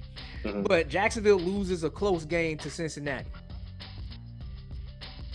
Instead of getting on the team, plane, bus, or whatever it was to come back to Jacksonville, Urban Meyer stays in Cincinnati because he has a bar or something. He owns like a bar or something in Ohio. Because this goes back to his Ohio State coaching days, how he can set up a business over there. Mm-hmm. He stays back in Ohio and goes to his bar or whatever it was. In the midst of him doing that, a video comes out of some young girl dancing on him while he's a married man. Okay, so this is the kind of dude that was coaching Trevor Lawrence for his rookie season. I need y'all to understand that. Okay? Oh, and the other thing about the rookie season, Trevor Lawrence was the first round pick of that draft. Jacksonville had 2 first round picks that draft. Right. Trevor Lawrence was the first round pick. The second first round pick was the running back Travis Etienne. Okay. Who he got hurt in the preseason with Liz Frank injury, and he was out for the year. So there was no Travis Etienne at all. Right. So he automatically lost a weapon that he should have been able to use and have. All right. But back to Urban Meyer. Okay, so that came out about him. Right. The Aaron Donald thing came out about him. Then there was reports about him getting into it with other coaches. That came out about him. Then there was the main on his staff? Yeah, his staff. He was getting into it with his staff. And then the thing came out about him and the kicker. Because the kicker, Josh Lambo, at the time, he wasn't having his best year kicking. He just came off of a Pro Bowl year the year before, having a great year kicking the ball, kicking it from distance, kicking it accurately. He probably only missed like 2 or 3 field goals the whole year. Okay. The next year comes and he's struggling. And so the report comes out that in the locker room during the week of preparation, this dude goes up to Josh Lambo and kicks him. And he says, start making your kicks. I think I heard something about that, but I didn't believe it. Exactly. Josh Lambo, well, it came out to be true because Josh Lambo filed a lawsuit against Jacksonville for it. If you Josh the kicker, that happened to you, what is your actions? First off, I might be a little shocked that the coach thought that he could kick me like that. But once I come to I can't say exactly what I would do. I would just say we would have to be separated. And I got you. and you know, it might be some like, you remember how Marcus Camby flew in and was trying to hit homeboy in that basketball game he played for the Knicks? Come on, when he ran to the stands? No. When Marcus Camby played for the Knicks, and he was it against the Spurs? I don't think it was against the Spurs. But he had ran and he tried to swing and hit the coach. And then yeah. It would have been some stuff like that. Yeah. I mean, listen, coaches get out of pocket, especially in football, more so than I like playing football. I've come to realize, I mean, coaches get out of pocket in both sports, but football be a little extra. You know what I'm saying? I get it's an aggressive game, a lot of testosterone going on. You know, you got enhancers going on, so all that is flowing through your body. I understand all that, but all that putting hands on people, words is, I can deal with words. I can deal with you cussing at me and all. I can deal with that. But you're not going to touch me, though. Right. So I'm saying that that's crazy. Because that's only 4 reports. That's only 4 that I brought out. Now, if anybody wants to do their research and look into all the reports that came out about this dude, not everybody is lying here. No, you know, I'm not saying that. Right. So where's smoke, there's fire. But right. So I'm just trying to get people to understand that was Trevor Lawrence's beginning. Right. That was Trevor Lawrence's beginning. Now, I get that he hasn't had the career so far or the outstanding years so far that a Patrick Mahomes had, that a Joe Burrow has had, that a Lamar Jackson has had, that a Josh Allen has had. Mm-hmm. And that has something to do with it. There's other things that I want to bring out too that has something to do with this. He gets sacked a lot too. Well, there you go. You walking into what I'm going to say. I'm looking like, and I don't even mean to cut your wisdom because I like to pull this stuff up. Right. He got sacked 35 times last season. Right. How many games is it per season? 18, 17? Yeah, or now did he go it's to 17 18? games. Now it's 17 games. Yes. Mm-hmm. So 35 times? Yes. That means he's meeting the floor about 3 times a game, roughly.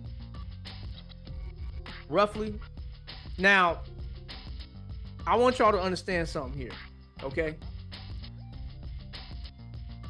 We talked about it when we was talking about the Madden a little bit, right? But right. The offensive line is the foundation of any offense. Word. Once you get your offensive line established, you can do anything and everything that you want to do. You can have the ability to do it because you got the ability to protect, or you got the ability to push people around and create holes. So you can be a running team or you can be a passing team if you want to, if you get that offensive line established. Would you agree an offensive line can make a mediocre quarterback look good? Yes, absolutely. Happens all the time. Now, elite quarterbacks can make a below average offensive line look good. Mm-hmm. Hint, Joe Burrow, the Super Bowl year. Yeah. His offensive line wasn't good at all. Right. To protect him, Cam Newton, the 1 year that they went to the Super Bowl. He don't get enough credit, but we ain't talking about him, but he don't get enough credit. But I'm just bringing out examples. That's a long-winded thing for me, but it is what it is. You know? Right. Exactly. Now, Trevor Lawrence, he hasn't reached that level yet. I think. What would you say he's best at? You a Jacksonville fan, so what would you say he is, if he's not elite at, got the potential to be elite at? One thing. Downfield throwing. Okay. The deep ball. Okay. The deep ball. He could be very elite at the deep ball. But Aaron Rodgers. I mean, he can be in that atmosphere if he reaches peak. Okay. If he reaches his peak, he can be in that atmosphere. Right. Which goes back to another thing, right? You look at all these top quarterbacks as far as throwers. Mm-hmm. Look at their best years that they've had, right? Mm-hmm. Patrick Mahomes, some of his best years throwing the ball, statistical wise, he had Tyreek Hill, the ultimate speedster deep threat, right? Yeah. Joe Burrow, his breakout coming out like I'm here season came when they drafted Jamar Chase. Mm-hmm. And that was a reuniting of him and his teammate that he won the national championship with at LSU. So there's already chemistry there. They already knew how to work with each other. Right. Josh Allen, his breakout year came when they got Stephon Diggs. Right. And that's that the build, was right. That's the build, right? That's the build, right? Yep. Yeah. Mm-hmm. Mm-hmm. Even Dak Prescott, he looked real mediocre. And then when they traded to get Amari Cooper, all of a sudden he looked like he was ascending. You know? Mm-hmm. And then they got CeeDee Lamb. He looks like he's ascending. Right. Matt Ryan, he had his best years at quarterback when they had Julio Jones. You don't hear much about Matt Ryan anymore. No. Aaron Rodgers, he never really had no cold receivers. Well, he did have Greg Jennings and Jordy Nelson. Yeah, but Greg Jennings, look, 2 is better than none. You know what I'm saying? 2 is better than none because that can make a world of a difference for a quarterback. I hear you. I feel you. I mean, Stafford, all them years with Megatron. Yeah, but we know that problem. He probably hit the. I don't want the stats. He probably hit the floor more than Trevor Lawrence, though. Right, but that's what I'm saying. So that's what I'm saying.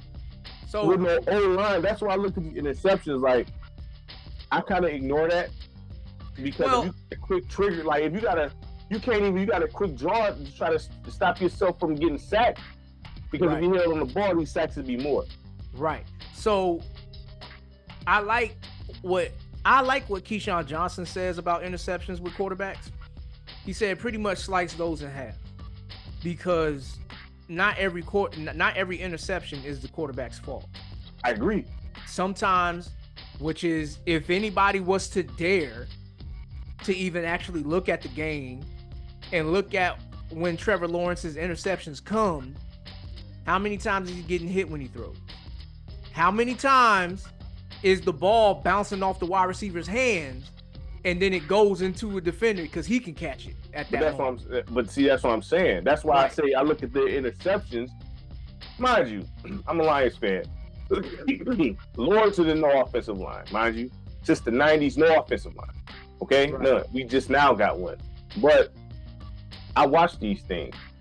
A lot of times, as soon as you step back 3 times, you got somebody in your face already. And you want either you throwing it out of bounds or you trying to get it to your mans, but you can't really get it accurate at that point. And then tip interceptions, slip through hands interceptions, bouncing off the shoulder pad, like all that type of stuff. You know what I'm saying? Right. So that's why I look at the interceptions like, oh yeah. Mm-hmm. I mean, if you don't got no O-line, I mean, all these can happen. Fumbles, the whole nine. Exactly. And so when we look at Trevor Lawrence's career for his career so far, even though he's only been in the game about 4 years, he's going on his 4th. Yeah, he's going on his 4th year now. Uh-huh. So I was able to give you a few elite weapons to throw the ball to for those other quarterbacks. Mm-hmm. Trevor Lawrence does not have not one elite weapon yet. Last year, he had Calvin Ridley. Mm-hmm. Story behind Calvin Ridley. People need to remember Calvin Ridley got suspended for 2 years by the NFL because he got busted for gambling when he played for Atlanta. Right. So think about how big of an impact 2 years off can have on any football player. First of all, playing any sport, what people gotta understand, any sport, when you take any time off, the first thing you got to get back is your time. Right. Because professional sports is so fast. If you hear them talk about, a lot of it is the speed. Right. reading. Yeah, everything is way faster than what it looked like on TV. You know what I'm saying? When you out there, so it takes them a while to get back readjusted to the speed. Right. Then you got to get your confidence back. Then you got to get your physical back. So it takes a minute. People love Michael Jordan. When he retired and then he came back that first year, yeah, they was good. That first year. He was out adjusting. Right.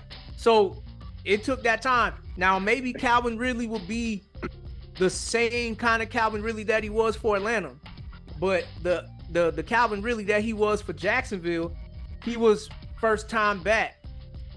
You know, for first time back, getting back used to doing this. He still was solid, but he wasn't the same guy because there was a lot of games and there was a lot of moments where Calvin Ridley would just disappear. And part of the reason for that is Calvin Ridley. This is with football too. Calvin Ridley was the second most pressed wide receiver in the NFL last year. He couldn't beat the jam. Yeah. He couldn't beat the jam. I mean, if you're the only coach, like, I mean, look, I'm gonna ask you some questions. Because Calvin Johnson, he was like, we always had pretty decent receivers, but he was getting double and triple teams, dog. Right. Okay. You know what I'm saying? He was a freak of nature because he was like what 6'5", 6'6", something like that. And and in a straight line, this dude was clocked at like 4'3" something. You know what I'm saying? So my question. And he can jump. And he can jump. That's a big key you should have hops as a receiver. Right. But my question, because I want to talk about these weapons that Trevor Lawrence had. I got him. Coming into this year, or what he's had so far for the past 3 years? I want your opinion on these guys here because I'm looking at their size. Okay. And Josh Cephas, is that how you pronounce his name? He's so that's a guy that never gets no snaps. 6'3".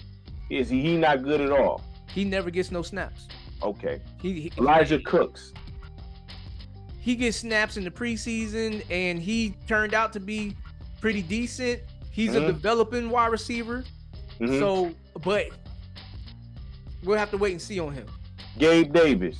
Because I'm naming the tall targets. Right. So Gabe Davis, he developed into the number 2 receiving option for Stephon Diggs in the Buffalo Bills for the past couple of years. Jacksonville just got him this year in free agency.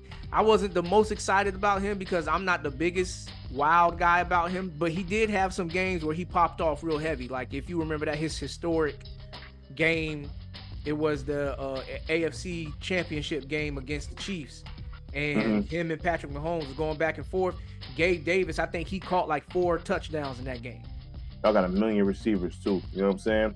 Denzel Mims. I'm only naming the tall guys because Denzel Mims, he's been in the league for a while. He got drafted some years ago by the Jets. Denzel Mims, he has all like the athletic talent. He just hasn't been able to put it together for whatever reason. I haven't paid a lot of attention to him.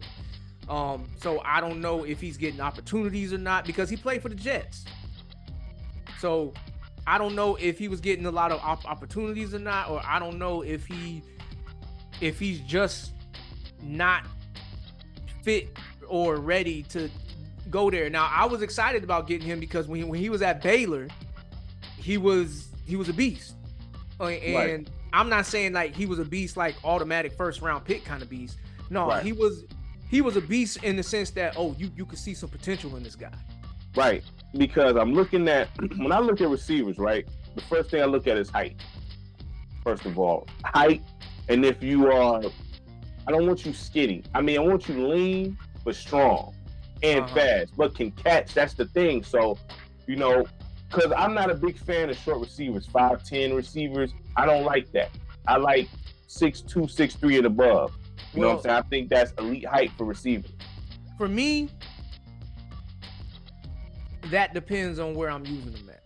Because those 5'10" guys, those 5'10" guys, the 5'10" and below guys, I like to put them in the slot.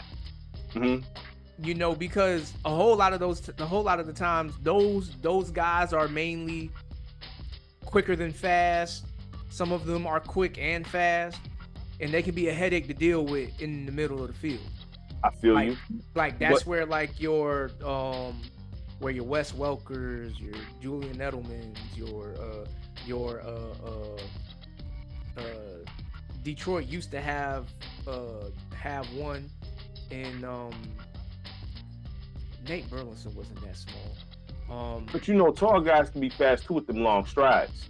Right, but just the science of it.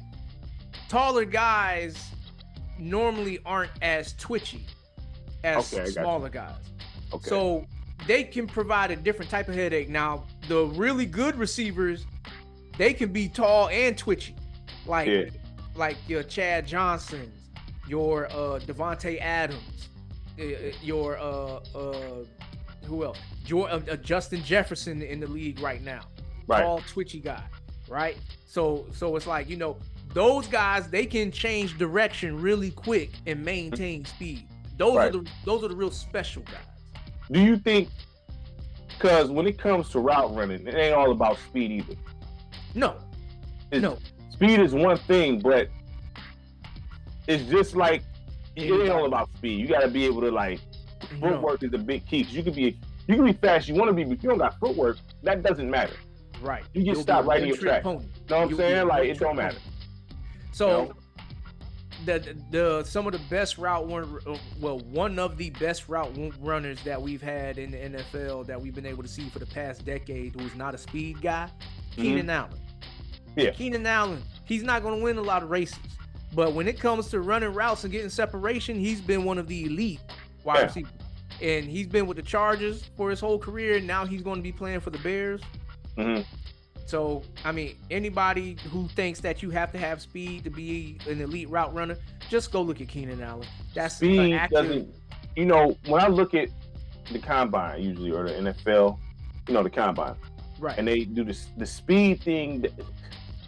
I don't play too many sports to know speed is a attribute, but that's definitely not right. All you need, dog. Like you don't need that.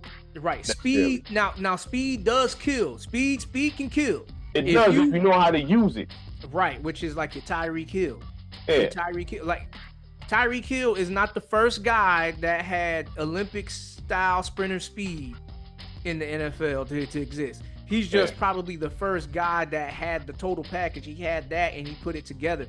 Because people need to remember Tyreek Hill played running back in college. A lot of athletes in football play two positions. Right, exactly. In high school, you got some cats that play offense and defense. Right. You know what I'm saying? Or you got guys, a lot of it is quarterback and receiver. And that's a lot of that. A guy like Tyreek Hill, he's not a skinny, slim guy neither. Yeah. He's a little stocky for his size. So pretty much the point that we're making here in regards to Trevor Lawrence is he hasn't had an elite number one guy yet so far in his career. Now we just drafted Brian Thomas Jr. I was about to say, you was talking about somebody you drafted. Right. We just drafted him. Personally, I would have rather us invest in protection for Trevor Lawrence, but I'm not mad at that because he excels, or at least he excelled while he was at LSU.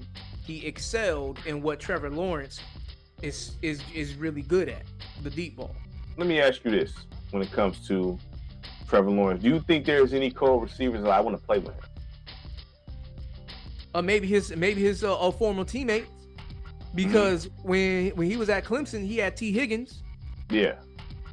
I would think that T. Higgins wouldn't mind teaming back up with Trevher Lawrence. And Trevor Lawrence too. In the NFL, they want. So what now? That's the thing in the NFL too, where they want to play with certain quarterbacks too, certain receivers. Yeah, sure, of course.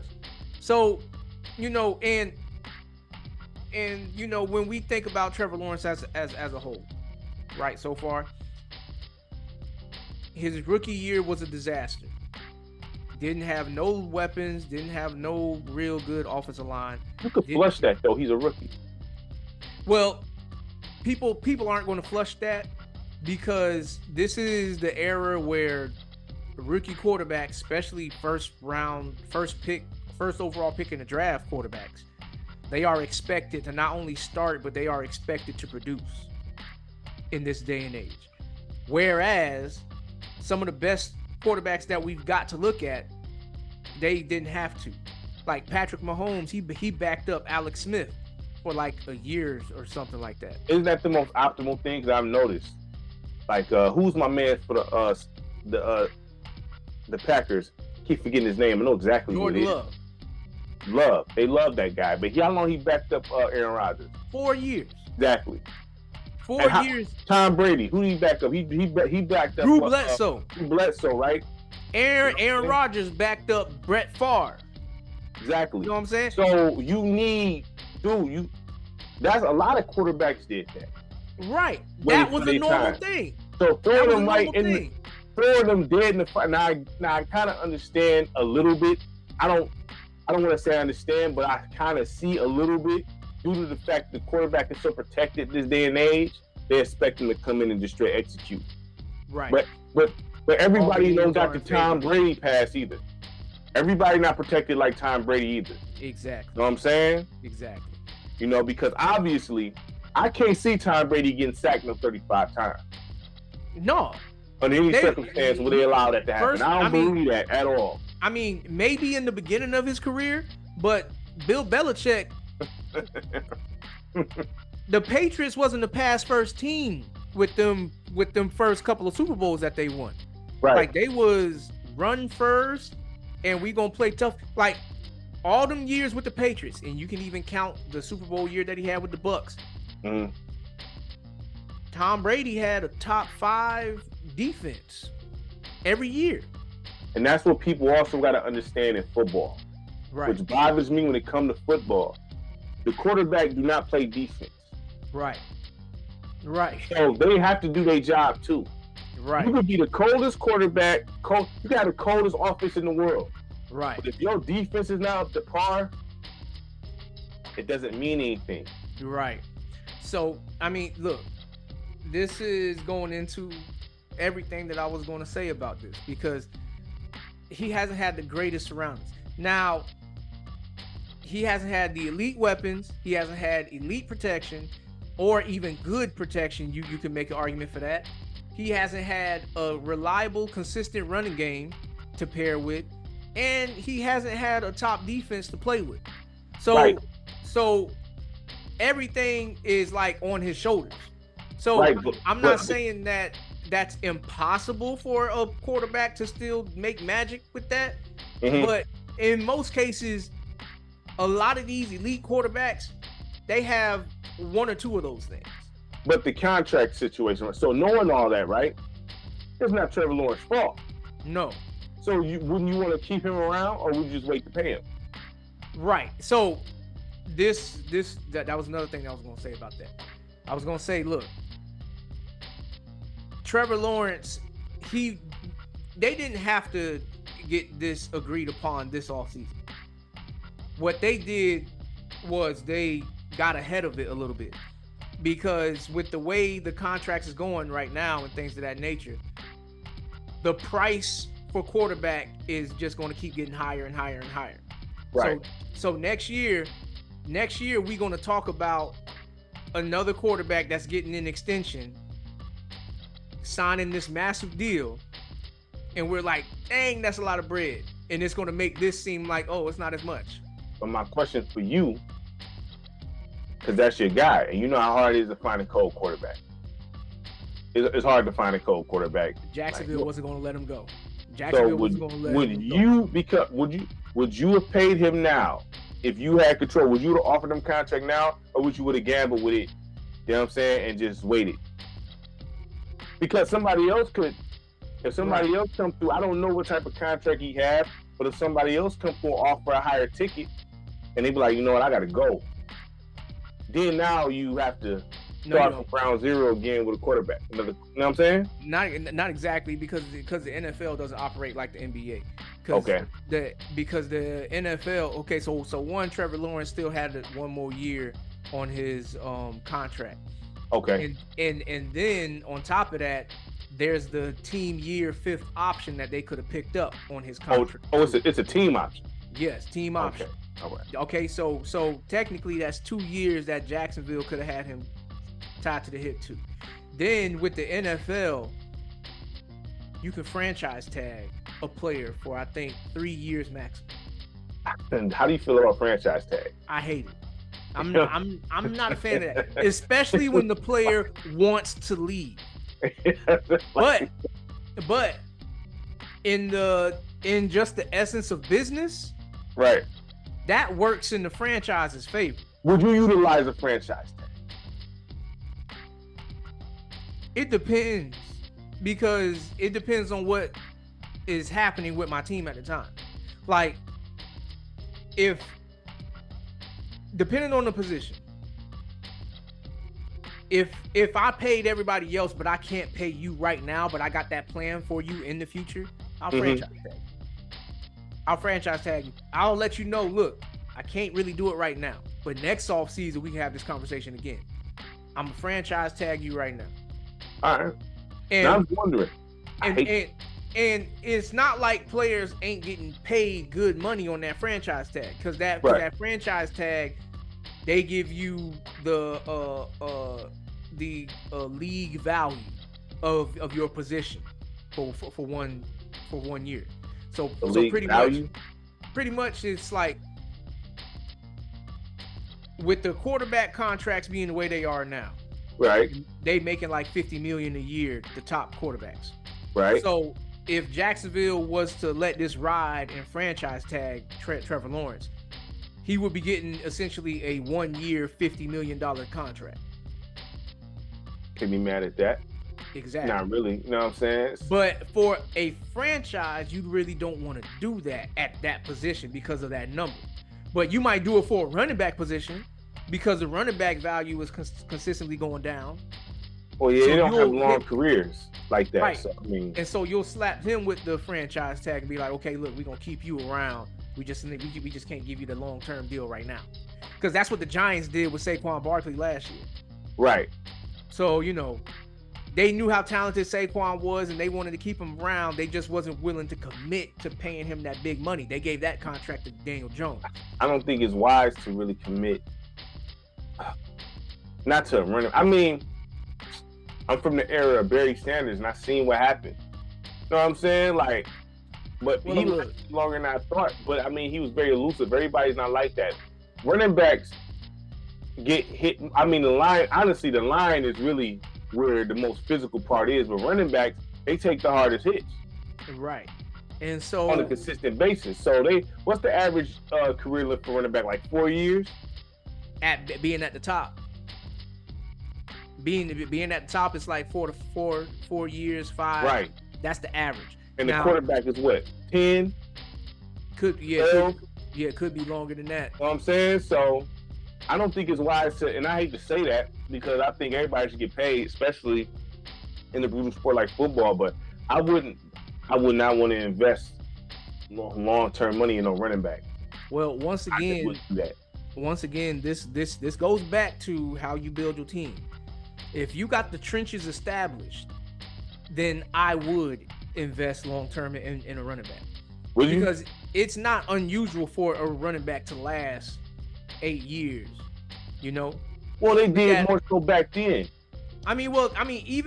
Even now, Derrick Henry, he's been at the top for a good while now. Let me ask you this though: Is the running back position as prevalent it was in the 90s? They don't want it to be. Because the running back was very important in the 90s. I remember this clearly. You know what I'm saying? Right. Yes. And, obviously. And it's like they eliminated. It's like the big man in basketball.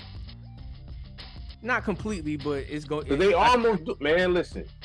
There's only a few back in the days. I mean, you know what I'm saying? Well, the difference between that and the big man in basketball is the NFL, as much of a passing league as they want to be, they know when it gets to the playoffs, for you to be a serious threat to win the Super Bowl, you need to be able to run the football.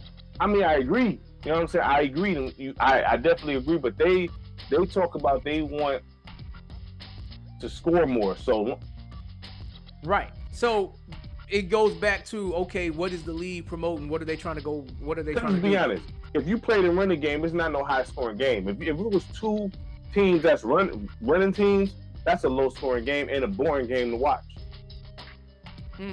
For the casual fan, it could be boring. I mean, we talking the consumer. I'm not talking about anybody like yourself who's hardcore, who actually enjoy the X's and O's of football, who know what they're looking at.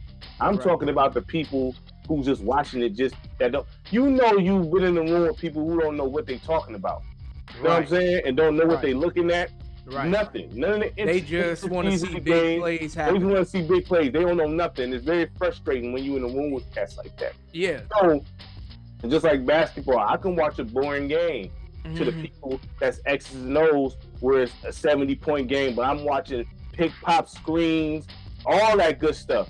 Same thing in football, the ground and pound, the running game, good blocks, everything. Oh, he consistently getting 4 yards here, 3 yards here, this, that. Right. That's entertaining to watch, but casual don't want to see that. You know that. Exactly. So, I mean, it just goes to what they're steering. Now, is it possible for it to still happen? Yeah, it's definitely still possible. We got the backs for it to happen. But they just got to value it. Now, is it as many as it was before? No. But we still got them. Yeah. We still got them. I mean, look, the 49ers just invested heavily in an injury-prone Christian McCaffrey. Okay? What'd you feel about Christian McCaffrey? What'd you feel about that? He's a good running back, but Christian McCaffrey. He was the dude out for the Panthers, wasn't he? Huh? Wasn't he for the Panthers? Yeah. For a while? Yeah, okay. Yeah. I figured. Yeah, I thought it was him. Yep. Yeah, he was there with Cam Newton for a little bit too. Yeah, he was. Yeah. So yeah, but the thing about Christian McCaffrey is, for a quarterback to snap the ball and hand it off to him, he's not the dopest running back in that aspect. Right. He's a good running back like that, but he's not the dopest running back in that aspect. Because when it comes to just quarterback height, hand the ball off, you can put guys Saquon, Nick Chubb, Josh Jacobs, Derrick Henry. Aren't they in another tier than Christian McCaffrey though? They in a different kind of tier because you know what I'm saying? For a lot of those guys, because look, Christian McCaffrey has value because he still gets used as a receiver, you know? Okay. So he's part of the passing game. Whereas Derrick Henry, Josh Jacobs, those guys, Nick Chubb, they're not really like looked at as he's going to be a part of the passing game. Like, you can make an argument that you can do that with Saquon, Alvin Kamara is like that. Travis Etienne is like that too. But it's different breeds of running backs right now. They not just the days are kind of like being erased of running backs only being ball carriers. Right, which I don't necessarily like that too much. Well, look, I'm not as opposed to it as long as you do it still smart. Like, you need to still be able to incorporate the real receivers there. But but if you don't have the top flight edge receivers there, then it makes, I mean, because look, this kind of became a thing with Pittsburgh with Le'Veon Bell. Right. Le'Veon Bell was like the first running back that was used heavily as a receiver. Le'Veon Bell colder than Christian McCaffrey, though. You don't think so? A lot of people would agree. A lot of people would agree. I mean, Christian McCaffrey, when I look at him, like, I mean, I've always, even when I looked at him for the Panthers, like, well, I mean, look, I'm he not cool, going to like, you know what I'm saying? I'm not about to sit here and say he's like, right. Yeah, I mean, for the running backs I've seen, I'm like, listen, look, if health was not an issue, Saquon Barkley is easily the best running back in the league to me. Well, they was comparing him to Barry Sanders at one point. Because he's shifty like that.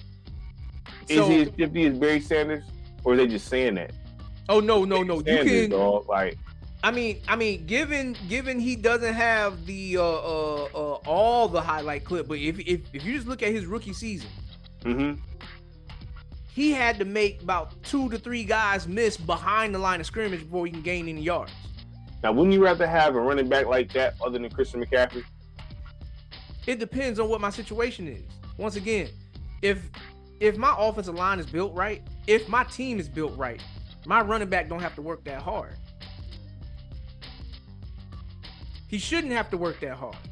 But if he can do that, I'd rather him do that 5 yards past the line of scrimmage than behind the line of scrimmage. Right. That's where I'd rather him do that.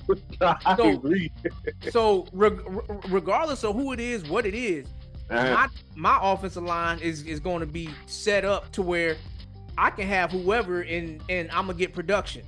So do you think that's what Jacksonville should have did instead of paying that money right now? Well, Jacksonville right now, they have so many things that they need to establish because we don't have an elite offensive line. We don't have... You gotta start somewhere, though.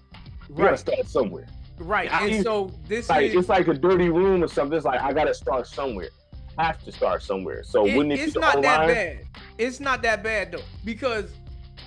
Okay, so this same roster, potentially, to a degree, was in the playoffs last year. Okay. This same roster, to a degree, did come back from having one of the worst first halves ever and having one of the greatest comebacks ever in the same game against San Diego Chargers. Okay. Against one of the quarterbacks that people like to say is better than Trevor Lawrence. Fine. But he took that L. And who is his quarterback? Justin Herbert. Herbert. Which is Herbert. Herbert is cold. Like, he's consistently put up the high numbers. Do you feel like he's better than Trevor Lawrence? Based on what he's done and what Trevor Lawrence done, people gonna say that. I don't think, as far as his individual skill set, I don't think he's better than Trevor Lawrence, but you can say that about a lot of guys when you compare history. You know, a whole lot of guys have more of a package. They just haven't either put it together or they haven't had the ability to showcase it. Okay. So with Trevor Lawrence, like, I'm still waiting and seeing on Trevor Lawrence as far as that, because I do believe that he could potentially be a top franchise quarterback in this league. I just don't think he's had the opportunity to show it. Well, he's about to have how many years that contract is? It extends all the way to 2030. 2030. So what, about 6 years? It's a 5-year extension on top of his rookie deal.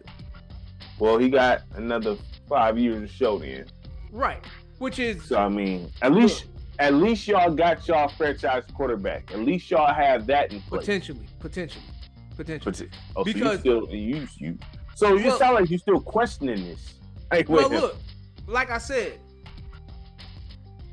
given that he hasn't had all the things that other quarterbacks have had, he also has had moments where it was like, yo, dude, what are you doing? Don't everybody know? Yes, but the elite quarterbacks, they have very minimal moments of those. Right, but if you're getting blitzed at a lot, dog, I mean, it's going to happen. It didn't stop Joe Burrow from getting to the Super Bowl. Yeah, how long Joe Burrow been in the league? This is his, like, 5th year. 5th year? Yeah. All right, well, there's that. All right, well. No, but given, once again, Joe Burrow had Jamar Chase, T. Higgins, Joe Mixon, so he had elite weapons. Trevor Lawrence has yet to have had that yet. So the best thing that happened to Trevor Lawrence is when they fired Urban Meyer and they brought in Doug Peterson. Because Doug Peterson, he was able to get to the Super Bowl with Nick Foles. When Carson Wentz went down, he was able to get to the Super Bowl with Nick Foles. He played the quarterback position. He coached Brett Favre. So he knows the quarterback position. So he's really beneficial for Trevor Lawrence. There's other things about that we can get into, but this is not a segment about the Jacksonville Jaguars. This is about Trevor Lawrence. Okay, so one more question about Trevor Lawrence. I have a question. Because I'm a Lions fan, and I haven't got over that loss. And I will never get over that loss. Ever. You know what I'm saying? I just won't. So, right. Do you think if you put Trevor Lawrence, if you swap Jared Goff, Trevor Lawrence in the Lions uniform, and they go to the Super Bowl with him, you're capable of doing more. Off top? You're capable of doing more. You're not a big golf guy. No. I mean, look. No. This. Because I remember when we got that, you like, golf is a game. You told me you're a game manager. Yes, he's a game manager. He's the guy that's not going that. Pretty much, he's not going to mess it up for you, but he's not going to go out there and win it for you either. Didn't he now go to the this Super year, Bowl? Goff went to the Super Bowl though. Right, but you got to remember, how was that team constructed? They was a run-first team with Todd Gurley. Yeah. With Todd Gurley. And that was a younger version of Aaron Donald. Right. So they pretty much got there on those guys. Now, not that Jared Goff didn't contribute. He just didn't mess nothing up. It was kind of like Mark Sanchez on the Jets. Right. You know, he's not going to go out there and win you the game. He's just not going to mess it up. Right. Now, this past year, Jared Goff, he did tap into some of that, okay, I can do this kind of stuff. Yeah. So, but he was doing some things. Right. But the reason why I said that you're automatically capable of doing more with Trevor Lawrence is Trevor Lawrence got a stronger arm and he's mobile. He can be mobile. Right. Anybody that questions Trevor Lawrence's mobile ability, just pull up his one highlight scramble against Ohio State in the playoff a couple years ago.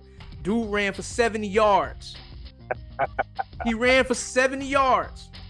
So he's capable of being more of a threat with his legs, which is another thing that I wish Jacksonville would do for him. Because when you don't have a good offensive line, you need to move that quarterback around so he can get... Wouldn't he be in more danger, like Cam Newton? Is he able to absorb them type of hits? No. See, you got to know when to slide. Or you got to know when to get out of bounds. Or you got to know when it's not there. You got to know when it's not there and just throw the ball away. Because even when you scrambling, you putting yourself in a bad spot as a quarterback. The bad spot. You know what I'm saying? Whether you slide or not. You know what I mean? But, but look at Lamar Jackson. Lamar Jackson is like a master at that. Lamar Jackson, he knows when to get out of bounds. He knows when to fall down. Like, have you ever seen Lamar Jackson take a hard hit? No, I see him slide a lot. Exactly. He slides quickly, ASAP, or go out of bounds. So that's all you got to do. That's all you got to do. You don't need to try to be all man Johnson, trying to take all the hits right now. That's what Josh Allen is doing. Josh Allen be trying to take people on. He be getting popped, dog. And I don't know how long his career gonna last doing that. And given he's a big dude, it don't matter. Cam Newton was huge. Right.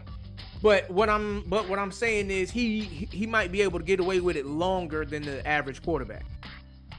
Just because he's a bigger dude. It doesn't mean he's gonna have a long elite career, but we'll see what's okay. So everybody that's on this Josh Allen stuff, we'll see what kind of quarterback Josh Allen is going to be this year, because we see what he was like before Stephon Diggs. We seen what he was like with Stephon Diggs and Gabe Davis and everything, right? Well, now we get to see him with nobody proven. Like, he has James Cook, which is I'm a fan of James Cook at running back, and they drafted Keon Coleman. I'm a fan of Keon Coleman. That's a rookie, right? So they're gonna put him there to be the number one receiver. So we gonna see what they're gonna be like. This is gonna be kind of what Trevor Lawrence is dealing with. Nobody proven to a degree. So do you think you think y'all making the playoffs? I don't know. We got a chance at it. We got a chance because right now we just got to focus on winning our division first and foremost. And right now the top team in the division right now is Houston. Houston with CJ Stroud, and then they just got Stephon Diggs over there in the trade. So CJ Stroud got a number one proven receiver who's not a 6 foot guy. He's like 5'11", I think. I don't like that, but I understand. I get it though. I just really. Hey, but it has happened, bro. It has happened. Okay, like look at Steve Smith Sr. I mean, Steve Smith, I seen the video of him still able to run routes. He was cooking somebody. Yeah. You know what I'm saying? Steve Smith. How tall was Steve Smith? I think he's not a tall receiver. He's not 5'10", I think. I have to look it up. I have to look it up. But Steve Smith, he ain't no little receiver neither. No, he's a stocky guy. I'm just saying, man, like, you do understand my issues with short receivers, right? I do understand. But special is special. And so it doesn't matter what size you is. If you special and you can do it, then we can make that work. I agree with you. I agree with you. I just, the way I look, the first thing, I mean, I'll say this, if I own the team and I'm scouting or got guys scouting, it's going to have to take somebody to convince me, like, yo, this short guy right here, he can really, somebody had to bring it to my table. I'm not going to lie to you. Well, I mean, look, it's kind of like what some NFL scouts say when it comes to very like undersized players, or even with players that come from very small schools. Mm-hmm. They always say, okay, well, he has to walk on water in order for me to draft him. Pretty much saying like this dude need to be very special for me to be like, oh, we drafting him. Yeah, undersized. That's what Khalil Mack was. Yeah. He came out of Buffalo. That's the college Buffalo, because he's from Fort Myers, Florida. Buffalo. Well, is they D1? They a very small school. Very small school. He came out of Buffalo. And you know what helped him get drafted? The game that they had against Ohio State. They couldn't block him. So there you go. I mean, that's what I'm saying. Somebody got to really because it'd be hard for me to look in the direction of any receiver. I might be able to deal with 5'11", maybe. You know what I'm saying? But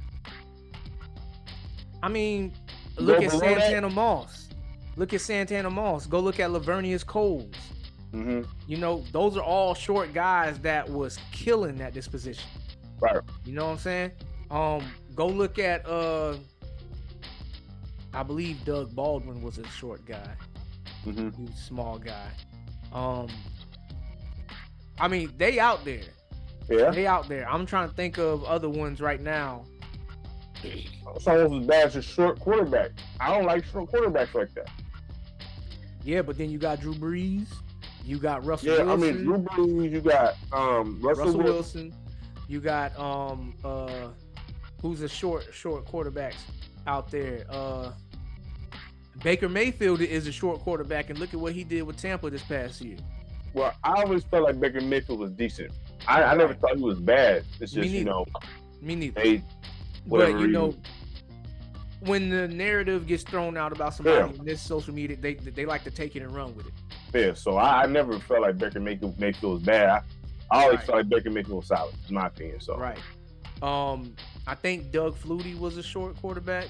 Well, yeah, I looked that up. But I mean, you name him, we talking a handful. Almost. Right. Well, but that's what I'm saying. They got to be like, special is special. Special don't have no size requirement on it. Special is just like, oh, for a quarterback, can you sling that thing? Oh, okay, you can sling it. Kyler Murray, one right now. He's special. He just had a bad year. He just had a bad year. But like this dude, he's a. Well, you know how quick they used to change on you, though. Right. So I never felt like Kyler Murray was bad either. I'm like, why is everybody? Because when he getting compared to Patrick Mahomes at one point. I don't know. I never heard that, but I never personally heard a Patrick Mahomes comparison, but But yeah, Kyler Murray, he's a headache. He's a headache just because of his ability to. These folks act like they can't go through a drought, because it's a thing with Tom Brady. Didn't he go for like 10 years without winning the Super Bowl? Or some crazy number like that? It was a long time, dog. I don't know the exact number, but it was a long stretch, man. It was a little bit, but you know what? I mean, like people gonna always look at Tom Brady and they gonna say that he's the greatest just because of how many rings he got, but they don't care to look at the context of the rings.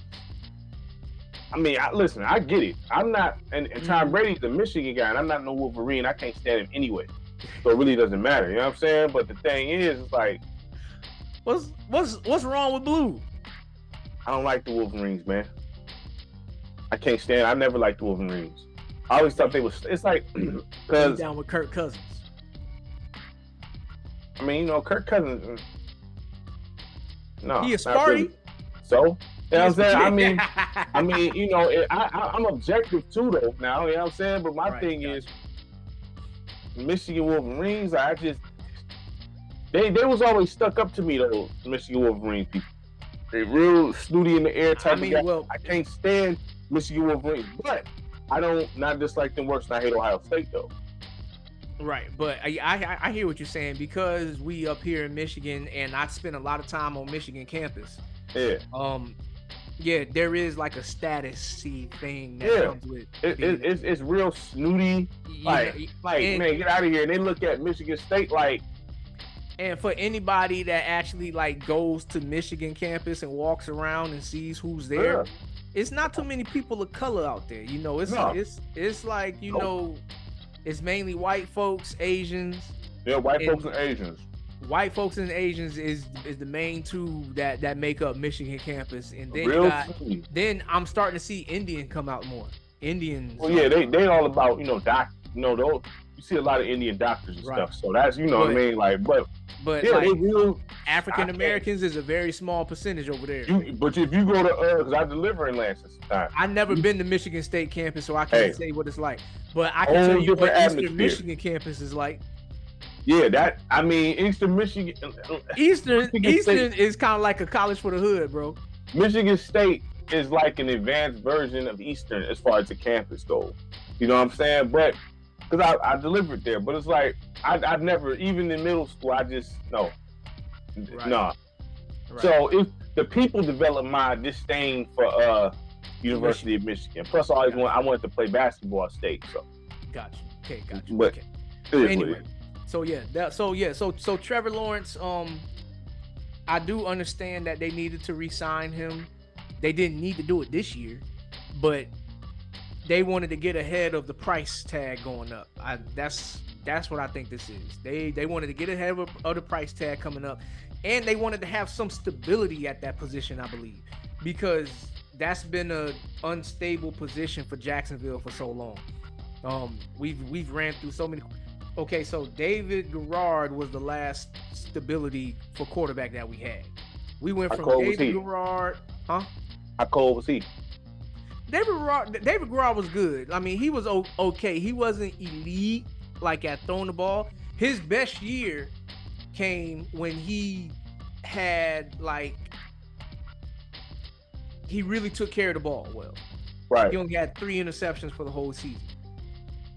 And he was starting, and he threw, I think it was 18 touchdowns. We were still a run first team that year because we had Fred Taylor and Maurice Jones-Drew over there at the time. Right. But all his receivers at that time also was like 6'5". Like that was but they wasn't out cold wide receivers. They was just big targets. Big targets. That's all they was big targets. Oh, your hands, you know what I'm saying? So you gotta do. But had they would have been cold, they would have longer careers. They still would have probably been playing today. But yeah. So I mean, yeah, that was that.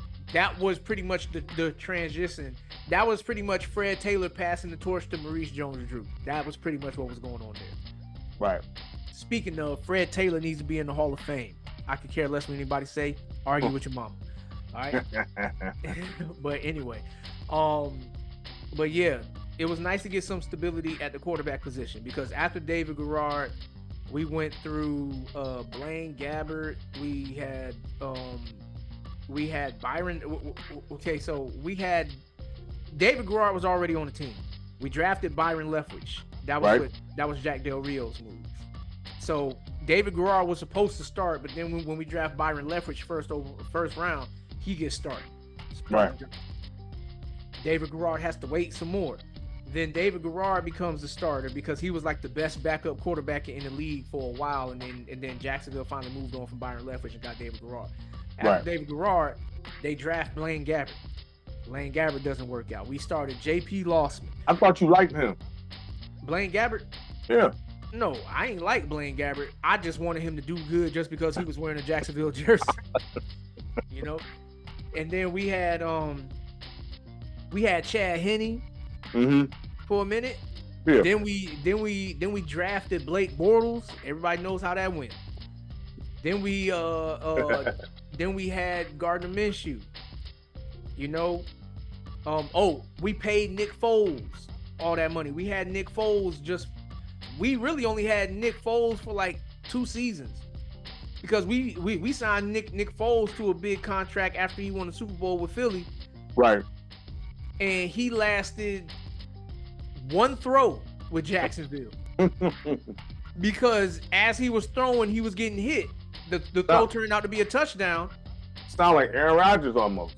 But that one hit turned into Gardner Minshew getting the job and Gardner Minshew doing solid, you know? So we've had a cycle of quarterbacks. Right. Where you look at some of these other teams, their quarterback position has been established. Well, it seems like football 101 that had that quarterback position established. Mm-hmm. But for me, I almost feel like there's nothing wrong with having your O-line established first. As long as you got a decent offensive system. You know what I'm saying? To give that quarterback some time to actually make. Because at the end of the day, everybody that's in the NFL can throw the ball. I mean, that's quarterback starting. They can throw the ball. You know what I'm saying? Now, you got some that's on different levels, another that's, it is what it is. But they're in the NFL for a reason. You know what I'm saying? They can make throws. Now, if you got a dope offensive system, you know what I'm saying? Then I think if you have an offensive line, then. Yeah. So for me, personally, I will be, due to watching the Lions grow up and the stuff I've seen, I think that if you build that offensive line first, everything else you can start plugging stuff in. Right. After that. You know what I'm saying? Because building the offensive line is the fastest way to keep your success consistent. Exactly. Whereas when you don't build your offensive line, you can have a successful season, but it will probably only last 1 year. Jacksonville was an example. Mm-hmm. We had a successful season with Blake Bortles, but our offensive line wasn't developed. And then look, we went from being Saxonville AFC Championship to not even making the playoffs the next year. Listen, I get it, because I looked at the line when I used to watch when I a Lions fan heavy. We had decent defense, Robert Porcher and all them. We had Brett Perriman, Herman Moore, Johnny Morton. How you felt about Herman Moore? Huh? You don't like? I was going to ask you about how you felt about Herman Moore. Herman Moore, he was cold. I think he's underrated. And he was a big dude. Herman Moore is underrated, dog. He was a big dude. Herman Moore, I seen the interviews talking to himself. He could play with any of these dudes. You know what I'm saying? But he played for the Lions. Right. You know what I'm saying? But if we had an offensive line, this offensive line, Barry Sanders would have had a better career. Herman Moore, like we had almost an elite offense. We just didn't have the offensive line to protect it. Even the year when y'all had all the weapons in the world, but y'all didn't have an offensive line. Because that offensive line dictates everything. Yeah, when y'all had, like, there was 1 year where I really thought Detroit was going to make it to the Super Bowl. When they had Matthew Stafford with Calvin Johnson and Reggie Bush. Yeah. And they had Nate Burleson over there too. And he didn't have a good career and he didn't really do too much for the Lions, but I think his name was Pettigrew at tight end. Yep. And then y'all had Ndamukong Suh. Yep, Suh. He was wilding too, stepping on folks. Yeah. But I ain't mad. Y'all had what's my man, the safety in the backfield, Diggs. Yeah. Didn't he go to he went to Philly, didn't he?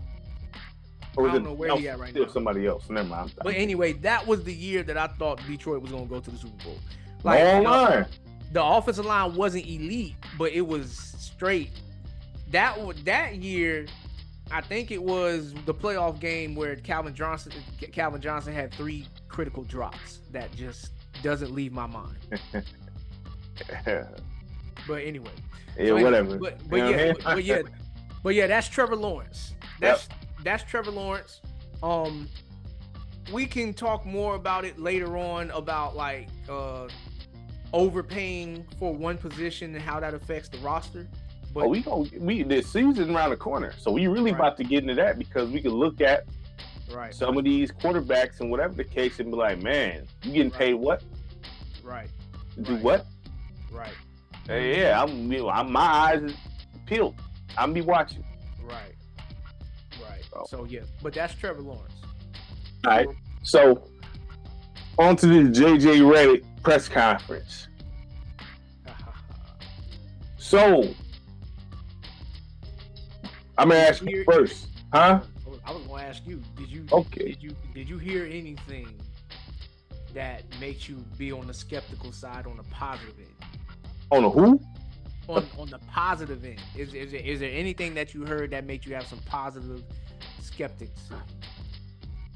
If that's the right word. I'll say this: he had one of the more confident, I must say, pressers. He up there talking like a veteran. I'm talking about as a coach. Oh, well. You know what I'm saying? He talking like, but listen, if you listen to that without him saying like, oh, I don't have experience, it sound good. A whole lot of people. It sound good. A whole lot of people that sound good. It sound real good, but I don't care how good it sound. I don't think it's a good idea. I think that now, JJ Redick, I said this before. JJ Redick, I have no doubt that he'd be a good coach. He seems like he had the right stuff, but it's still growing pains with this. Right. I don't care what analyst jobs you had, none of that stuff. You never had to lead men before in that position. Now, you may have helped players develop behind the scenes, and that's fine. But you never had control of rotations, plays, none of that stuff. You never had to deal with the players complaining to you, because you're going to go through all that. He said he don't give a F and all that. Yeah, it sounds good. It sounds real good. And then, I don't care how cool his relationship is with LeBron. You know how LeBron acts with coaches. Right, but I don't know if Bron going to do that at this day and age in his career. Was he not? Like, Was he not bugging out with him? First, well, here's the thing. Like I said, I never thought him deserved the job. Whether he deserved it or not, was he not bugging out with him? I think anybody in this era would have done the same thing, to be honest with you. Like JJ Redick, he got listen, now what I will say about JJ Redick, he got the aura to control the room. He does have that aura that he's the boss, you're not. I see that in him, right? When he's talking. But we haven't seen him under pressure in that situation. See, it sounds good until you under pressure. Well, you know what? I'm gonna say this. I don't know if this is a crazy statement to say or not, because when I think about it, I don't think it's a crazy statement. But even though he doesn't have any head coaching experience, he has more to vouch for for a coaching perspective on what you can like look at and see. Not to say that he would be, but like this is kind of like Jason Kidd becoming a head coach right after retiring. Wow.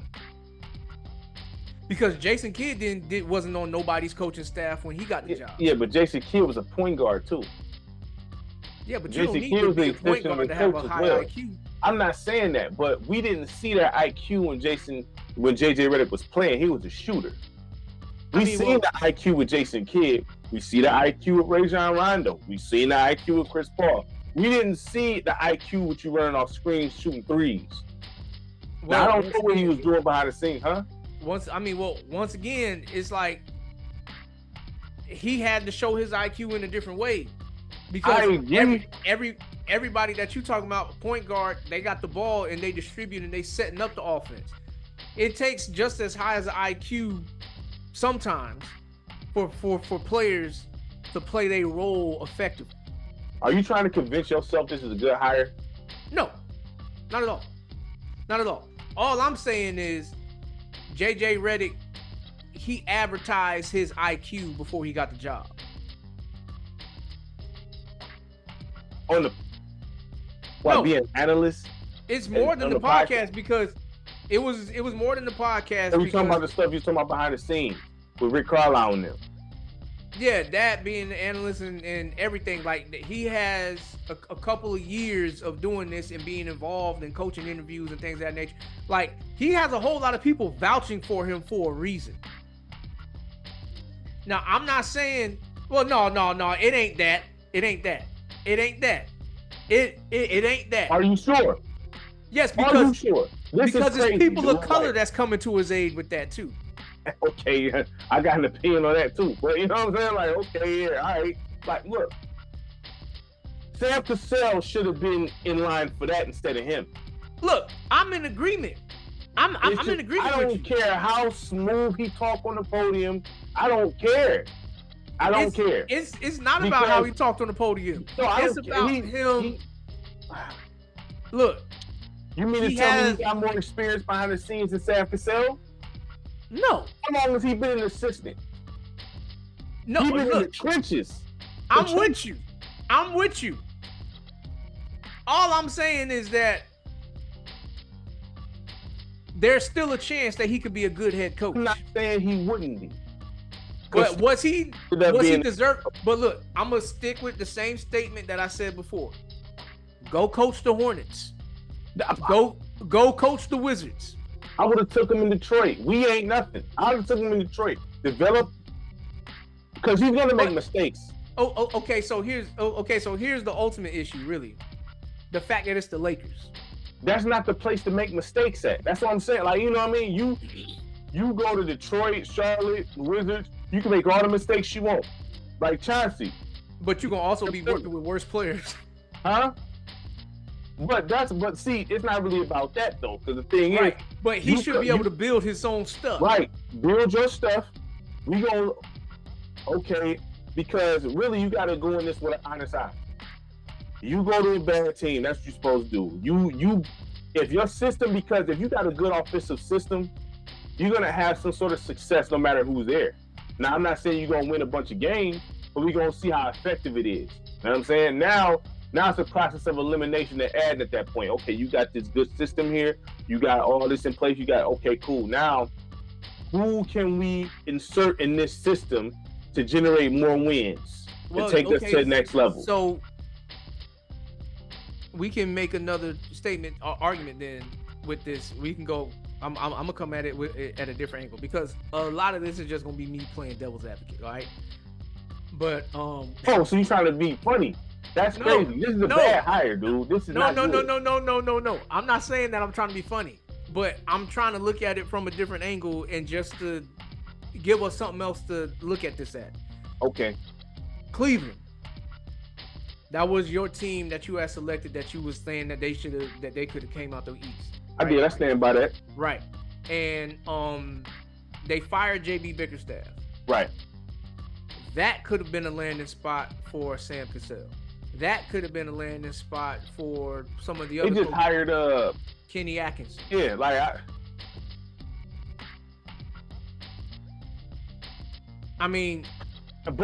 I think honestly, what I think with Cleveland, they're trying to make moves to keep Donovan Mitchell, which is, to me, because the reason why I think at this point, the reason why the Cavs was slipping was due to whatever rift Donovan Mitchell and JB Bickerstaff had. Because with a championship, everybody got to be on the same page. Would it be as big of a deal if JJ Redick had that job instead of LA? Cleveland? No, because it's Cleveland. But you can say Cleveland. That's a better roster. I'd rather place him there than LA. It's LA, man. Right. know what I'm saying? The optics don't look good in this situation at all. I don't care how anybody want to put it. It do not look good under any circumstance. Like, it just don't. It look like you can't tell me what I didn't see. I know what I seen. Right. You can't get on the TV and say you didn't see this when I seen this. You know what I'm saying? Like, the podcast, they making a million excuses about that. Well, he ain't gonna be doing it no more. Well, but he can't. I remember I was saying, like, this is a bad look. You have to cancel. You have no choice. You have no choice. And the one thing, and I'll give this was the only positive thing that I heard from Rob Pelinka, really, in that whole interview. He said that they're gonna give Bron his respect because he has a player option, and if he chooses to stay with the Lakers and all of that. So don't believe everything you hear on TV. They lie to you all the time. Right, but he's essentially just saying, because this is one of the cases where I feel like it is true, because LeBron has the ball in his court and he can make the decision to do what he wants to. Should he come back? If he still wants to play basketball, where else he gonna go? He can go anywhere he wants. If you want to play basketball, not for that kind of dough. If you generalize it like that, because allegedly he's already a billionaire, so money's not an issue. If you want to just play basketball, right, you go anywhere you want to go. I mean, Bron. Go to New York. Would he not be a good fit in New York? Do they want him? I heard they did. I mean, there's reports saying that I only heard Stephen A. Would they turn him down? First of all, I'm not talking about Stephen A. But would they turn him down? I don't think New York can necessarily turn him down. I don't think any franchise would turn down getting LeBron for you. Right. But so if you're playing basketball, you go anywhere you want. But I will say this. I wouldn't want to see Bron in New York because of Thibodeau and how he runs players into the ground. Well, with LeBron's, listen, it seems wherever LeBron goes, and people like to run away from this, he has a lot of pull and control in whatever situation he's in, except the Pat Riley situation. So do you think LeBron would allow Thibodeau to put him in that situation? I doubt that. I think he would, because I think Bron ultimately wants to be on the floor. So he needs somebody that tells him, no, sit your butt down. Let these young cats do this. Look, man, like the Redick hire, there's nothing the soul can tell me that this is a good idea. Bad idea. I don't care how good it's. You can't go on it was a bunch of gaslighting on that podium, man. Right. Like, yeah, I hear what you're saying. So this is kind of like one of those classic high risk, high reward type of things. Because if Redick's IQ that he's showcasing, so many people around the league, around the sport have backed him up on this. If he pans out, then that's a high reward. The Lakers potentially can have their head coach for the next decade or so. But if this goes the route that it's been going, and it could, if it falls on the face of him, he needed more experience. This could be a 2-year project. He needs more experience. That don't even. This here, it just. I mean, like, come on, fam. Like, I don't know, man. I mean, because we've seen. Listen, look. If you know the game, you know the game. Now, one thing that he said that was a realistic thing was players buying in. How important that was. So he's saying typical stuff. He's saying the basics. He's not saying it's so amazing. But how true is it though? This is common sense. Is it? Yes, it is common sense. Because I mean, well, for me and you it is, but is it for the rest of the NBA? Winning the championship is common sense because everybody had to buy in. They roll. There's not one championship team where folks didn't buy in. The LA Lakers like to use the excuse. The reason why they lost no forwards because they didn't buy in. Well, there was issues. Well, look, no, I'm not using this as just a Laker thing when I say to buy in, because the reason why I'm making that a thing is because me and you know now more than ever, there's more players in this league that winning is not necessarily a mandatory thing for them. They just you heard what Paul George just said. What'd he say? You ain't hear that? He said it just recently? Yes. Like, oh, my goal is not exactly chasing the championship at this point. What? Exactly. So he said that on the podcast, fam. So look, there you go. Not everybody is in this game to actually win. Some guys are just in this game because they want to make all the bread and the lifestyle and be able to play basketball every now and then and just have fun. They're not willing to do the grind and master their craft and play their role. So it's not common sense amongst the league that players need to buy in. If we just looking at the product. And you said leading men. How many dudes in this NBA are actually men? Most of them is kids. You know what I mean, though. I know exactly what you mean, but you know that applied in the 2000s. But these folks is hard. Like, look, at the end of the day, this is not going to be as easy as, or it's not going to be so smooth as that podium tried to make it look. I don't buy nothing that's on it. See, everything on that podium, I don't buy nothing that was said on that podium. It sounds good. This is good for show. He's about to have a problem this year. It depends, because they said that he was like, one of the things that they said that he's about to assemble an all-star coaching staff. So this wasn't said on the press conference. This is said by other people in NBA circles. I seen the rumors. If he puts together that kind of staff, because Sam Cassell was included on that list. Come on, Sam. Don't take a backseat to him. No, would you? It depends, because maybe Sam Cassell doesn't want to be a head coach. Isn't he interviewing for jobs, or is he doing it for show then? I don't know, because okay, so here's the reason why I say that.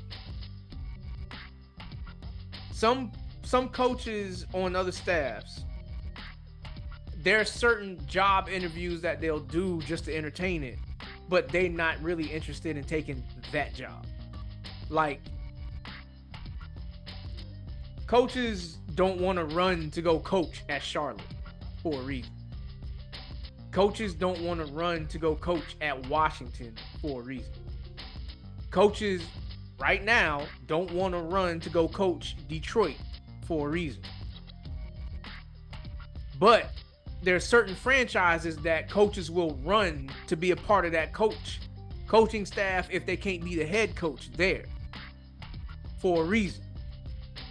So franchises like Charlotte right now, Washington right now, Detroit right now, they need to go after the young, hungry coaches that will just take any opportunity because they know they got it, and they will do that. But that's what I was saying.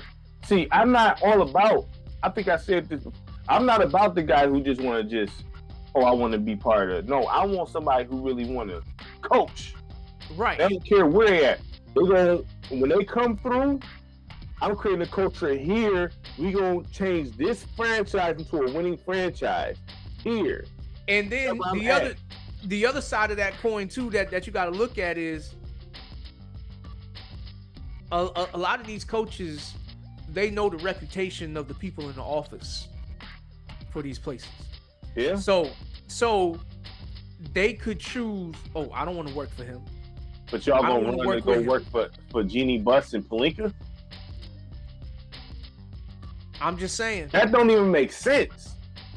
Well, look, I'm Jeannie not saying Buss that you're wrong. Pelinka? So you would rather go there than to deal with the Hornets?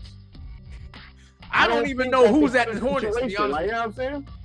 I mean, look, because I don't know what that situation is like. I don't know all we can do is go by what is presented to us in the public eye. But we don't know who these people are behind closed doors.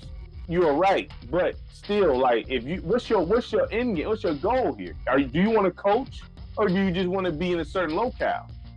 And then too, the other thing is, because this is mainly entertainment, and the NBA has their money involved in a lot of this stuff. There are certain teams that the NBA, they don't care how good you are. They not going to give you a fair shake. We see that. Exactly. I mean, I don't think that's hard to see. Right. We see that.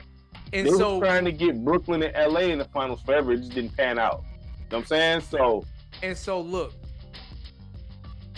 LA is one of them franchises that they make the most money for the league. They got a historic Hall of Fame history of legit Hall of Famers.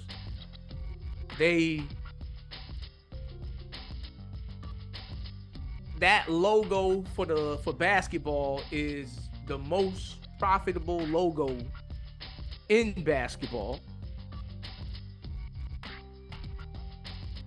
Like, it's just good business all the way around for certain things. You don't think so you think it'd be good business if LA won a championship with 40-year-old LeBron? I don't care about LeBron being in the picture or not. It's just good business that LA wins a championship, or is at least in the conversation of winning the championship.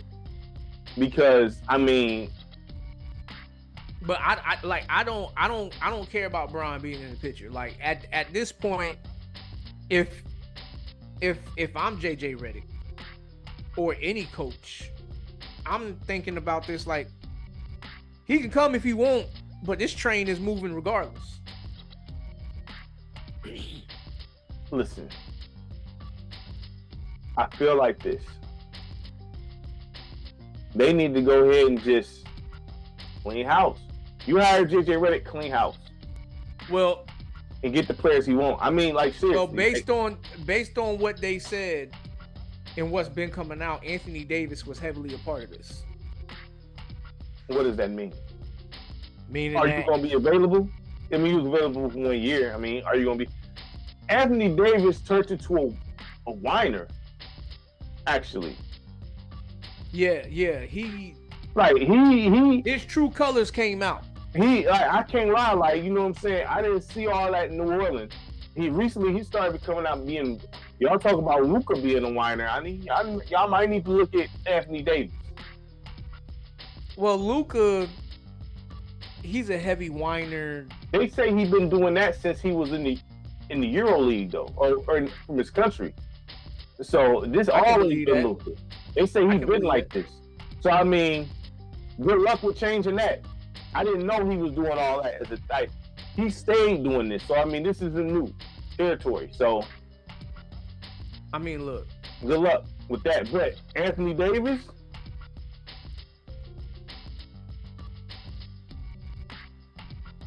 I'm not saying that you're wrong here.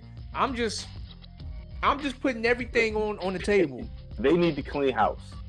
Anthony Davis don't need to be there. LeBron need to slide. Go on. Just get up out of there. Where's he gonna go? Listen, you could retire. What do you got to prove at this point? He's just doing side quests. I mean, I'm not one to tell anyone to retire, but I mean, if your objective is just to play basketball, I don't think his objective is to just play basketball. Like, I still think LeBron wants to compete for a championship. Go to Philly and go play with Embiid. Better option than Anthony Davis. To a degree, I think LeBron, because they got enough money to pay him the max. They got enough money to pay LeBron what he wants. Yeah, but I ain't paying LeBron the max money right now at this stage. He ain't gonna accept nothing but that. That's fine. Okay, well, go. You know what I'm saying? Go. But I'm just saying, like, you know, like, if unless my roster is in a position to where I can take on like a 1 year or 2 year rental process, that's all you signed up for anyway. I mean, you're not gonna sign up to no 3 year, would you? Like, I don't think anybody should do that. Right, but the point is, like, is my roster ready to where if I bring him on, I can really compete for a championship? You insert, I do believe in the East. I do believe you insert Bron there. You got Maxey there. LeBron will make Joel Embiid play down low. Oh, he'll make him play down low. I don't know if he'll do that because he can't make Anthony Davis play down low. Yeah, but Anthony Davis soft down there. Joel Embiid not exactly soft down there. Yeah, Joel Embiid is better than Anthony Davis. Like, you know what I'm saying? Like, clearly. He's a better basketball player than Anthony Davis. So, I mean... But he's just as fragile. I don't think he'd be as fragile with a guy like Bron there, where he ain't got to do so much with the rock, because Joel Embiid had the ball in his hand a lot. Well, thankfully, Tyrese Maxey took that a little bit, but I mean, the reason why he was so hurt, Joel Embiid did a lot. So, I mean, you know, okay, so for Redick, right? If Bron moves, if Bron moves, to me, there's only two options. Really, only one, but another one just in case. First option should be going back to Cleveland. I told you this. You said that was a bad idea. When did I say that? I asked you this before. Like, should he go back to Cleveland and retire? You said no. Well, yeah, because that's a bad idea when I'm thinking about it, like, his business wise, because like his bad business. Well, he went to LA to start his businesses and stuff like that. Yeah, his business is straight, but I'm saying, like, he go back to Cleveland. That's gonna be a what you want to call it? I mean, he ain't gonna want to say that, but what is it? The final? What's it? Tour? Whatever you want to call it? Yeah, farewell tour. Yeah, farewell tour. He go back to Cleveland. I mean, that makes sense to me. If he leaves LA, go to Cleveland. Now, the only other option that I can see being a realistic place for him to go and land at is the Heat. I don't think Pat Riley will take him back, and then they're gonna trade Jimmy Butler anyway. They trading him. That's what the reports are saying. Hey, well, look, Jimmy Butler, he kind of feeling himself too much. I've been told you that. No, I've been told you that about Jimmy Butler. He ain't no, but like, you know what I'm saying? Like, I mean, no. Look, I've always known that Jimmy Butler's like the dog that he has in his heart doesn't match the skill that he brings. Like, he's very similar to Dwayne Wade in the sense of he relies to get into the free throw line a lot. That's very similar. Very similar. What do you mean? I just told you what I meant. Dwayne Wade. So you think in relying to get to the free throw line a lot? There's nothing wrong with that, but I don't think you should compare them to, like, as far as like. If Dwayne Wade did it, then why can't I say that he does the same thing that Wade does? Dwayne Wade is in another class than Jimmy Butler, man. You don't think so? I'm not saying that Dwayne Wade isn't better than Jimmy Butler. What I'm saying is he's one of the great tools. Like I said, he relies to get into the free throw line just like Dwayne Wade did. Okay? You look at that finals run before Bron, Dwayne Wade was heavy at the free throw line. That's been Jimmy Butler. That's been necessarily have to. That's been Jimmy Butler ever since he put on the Heat jersey. Maybe it's Spoelstra's system. He wasn't the head coach for Wade when he first won. Maybe that's Pat Riley's system. And that's his man's, ain't it? All he loves Spo. You know what I'm saying? All I'm saying is there is some similarities there. There is some similarities there. They not completely identical, but there is some similarities there. I don't think there's nothing Jimmy Butler do better than Dwayne Wade. But I never said better. It is what it is. I never said better. Why do these words equate to in your mind as being better? Oh, I'm just saying, similar. Because the free throw line? Because the free throw line. That's his style. That's one thing. That's it. That's one. If you say that. I clarified that. I said in the sense of relying to get into the free throw line. Everything else? Because look, we all know that Wade was the Flash, okay? I hated that nickname, but that's cool. The threat from a half court, from a fast break standpoint to push it down. His mid-range game was better. But I can make the argument that Jimmy Butler is on the same level as a three-point shooter, maybe even better. Because Wade ain't no three-point shooter. Yeah, but how cold is Jimmy Butler behind the line? Okay, if he can hit it a little bit, like, okay, cool, but he's not no super threat back there. Yeah, but he hit it a little bit, and he hit it a little bit a lot of the times in big, important moments. That's fine. But you're not looking at him consistently to hit threes. No, nobody is. Same way nobody's looking at Wade to do it. Right, so. But the fact that he did it, and he did it in big moments. He did it against Boston. That's fine. To get to the finals. Who got jury and who don't? Huh? Who got the jury and who don't? I hear you. But once again, when we talk about Dwayne Wade and that one finals appearance before Bron and them, I know that you insert any superstar from that era with that same team. Man, really? Yes.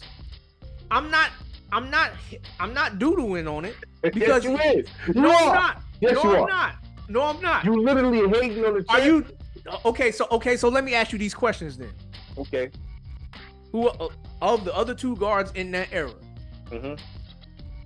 Can T-Mac win Can T-Mac win a championship with that roster? T-Mac could have won a championship with any type of help.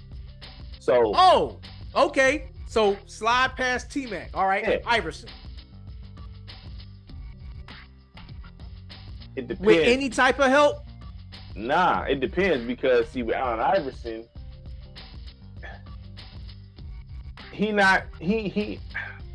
see, you're an Iverson fan. He not better than Dwayne Wade.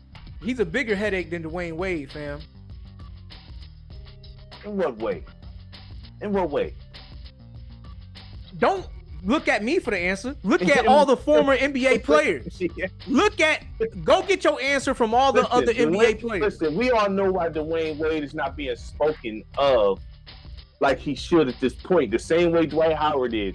I could care less about his personal life. We ain't got to go there. I could care less about his personal life. I could care less about his personal life. First of all, Dwayne Wade can take the beating going in the paint like that. He shoots from the mid. So Iverson shoots from the mid-range better than D Wade? No, but he ain't no slouch. Iverson was a pretty bad shooter, technically. You know what I'm saying? His form is well, bad. when you're the only one that's shooting the rock. You know, I mean. When you're the only one that's shooting the rock and you severely undersized. Uh-huh. Right. When you're the only one that's 6'3", 220 versus what? 6'1", 185? No, he ain't even 6'1", fam. Iverson is really like 5'10", 5'11", because him giving them the I could care less. That makes what Iverson did even better. You know what I'm saying? Like, okay? You know what I'm saying? It's debatable if he'll win. Let's move past Allen Iverson. Let's move past Allen Iverson. Okay? Mm-hmm. The other two guards in that league. We already know Kobe was in that league. He would have won with that too. We'll slide past Kobe. All right? The other two guards in that league. At that time, it was what? Vince Carter? Ooh, if Vince Carter had that kind of help when he was the top guy, you gonna argue that? Does Vince have it in his chest? Does he? With all of that help and Pat Riley. So? Do you think you still gotta, in order to win a championship, you still gotta have that in you? You know how much easier it would have been offensively with Vince Carter over Dwayne Wade? I love Vince. I hate to say this, but Vince Carter, he got one of the most beautifulest games to me. But he seemed to have a hollow in his chest. Okay, Ray Allen. How's that gonna get? So okay. Pass. Ray Allen. Ray, he won. With the LeBron team, I'm talking about with Wade by himself. any one of these superstars, if they second to LeBron, I think they win 2 championships too. Okay, cool. So Ray Allen was. Now let me ask you, because Ray Allen, he seems to me more like a 2 guy than a 1. To me. What you mean, a 2 guard or a 2 option? 2 options. I mean, well, didn't he go to the Eastern Conference Finals?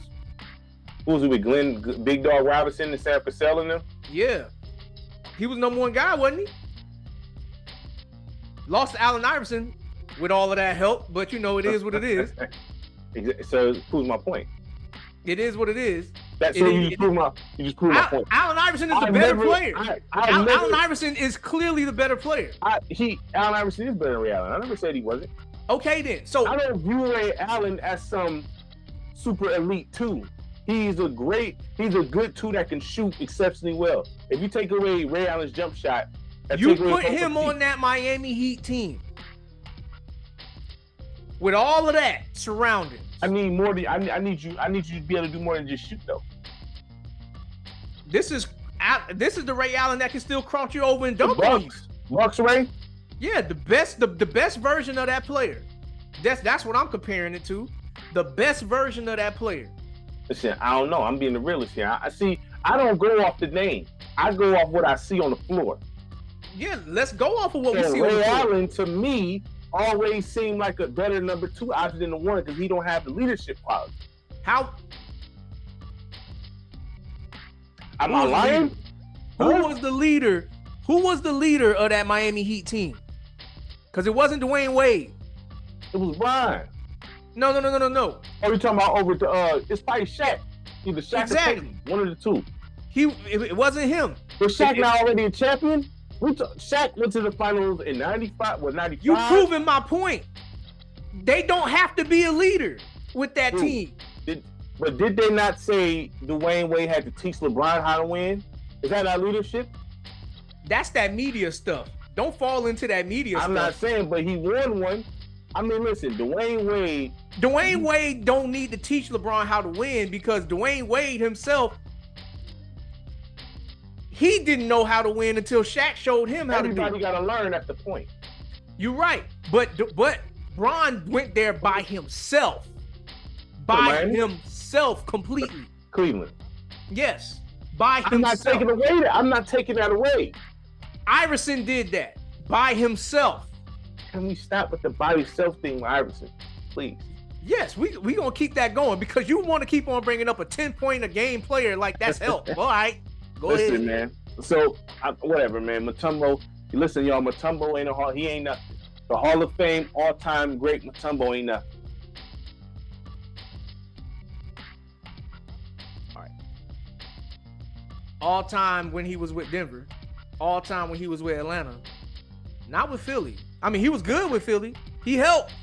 He played his role. Second chance points. Does that not mean anything? Okay. How many of those did he get against a good center? Huh? How many of those did he get against? Enough for them to get to the finals? No, against a really good center. Because Bucks ain't had that. The Bucks ain't have that. Oh, look here, man. At the end of the day, the context matters.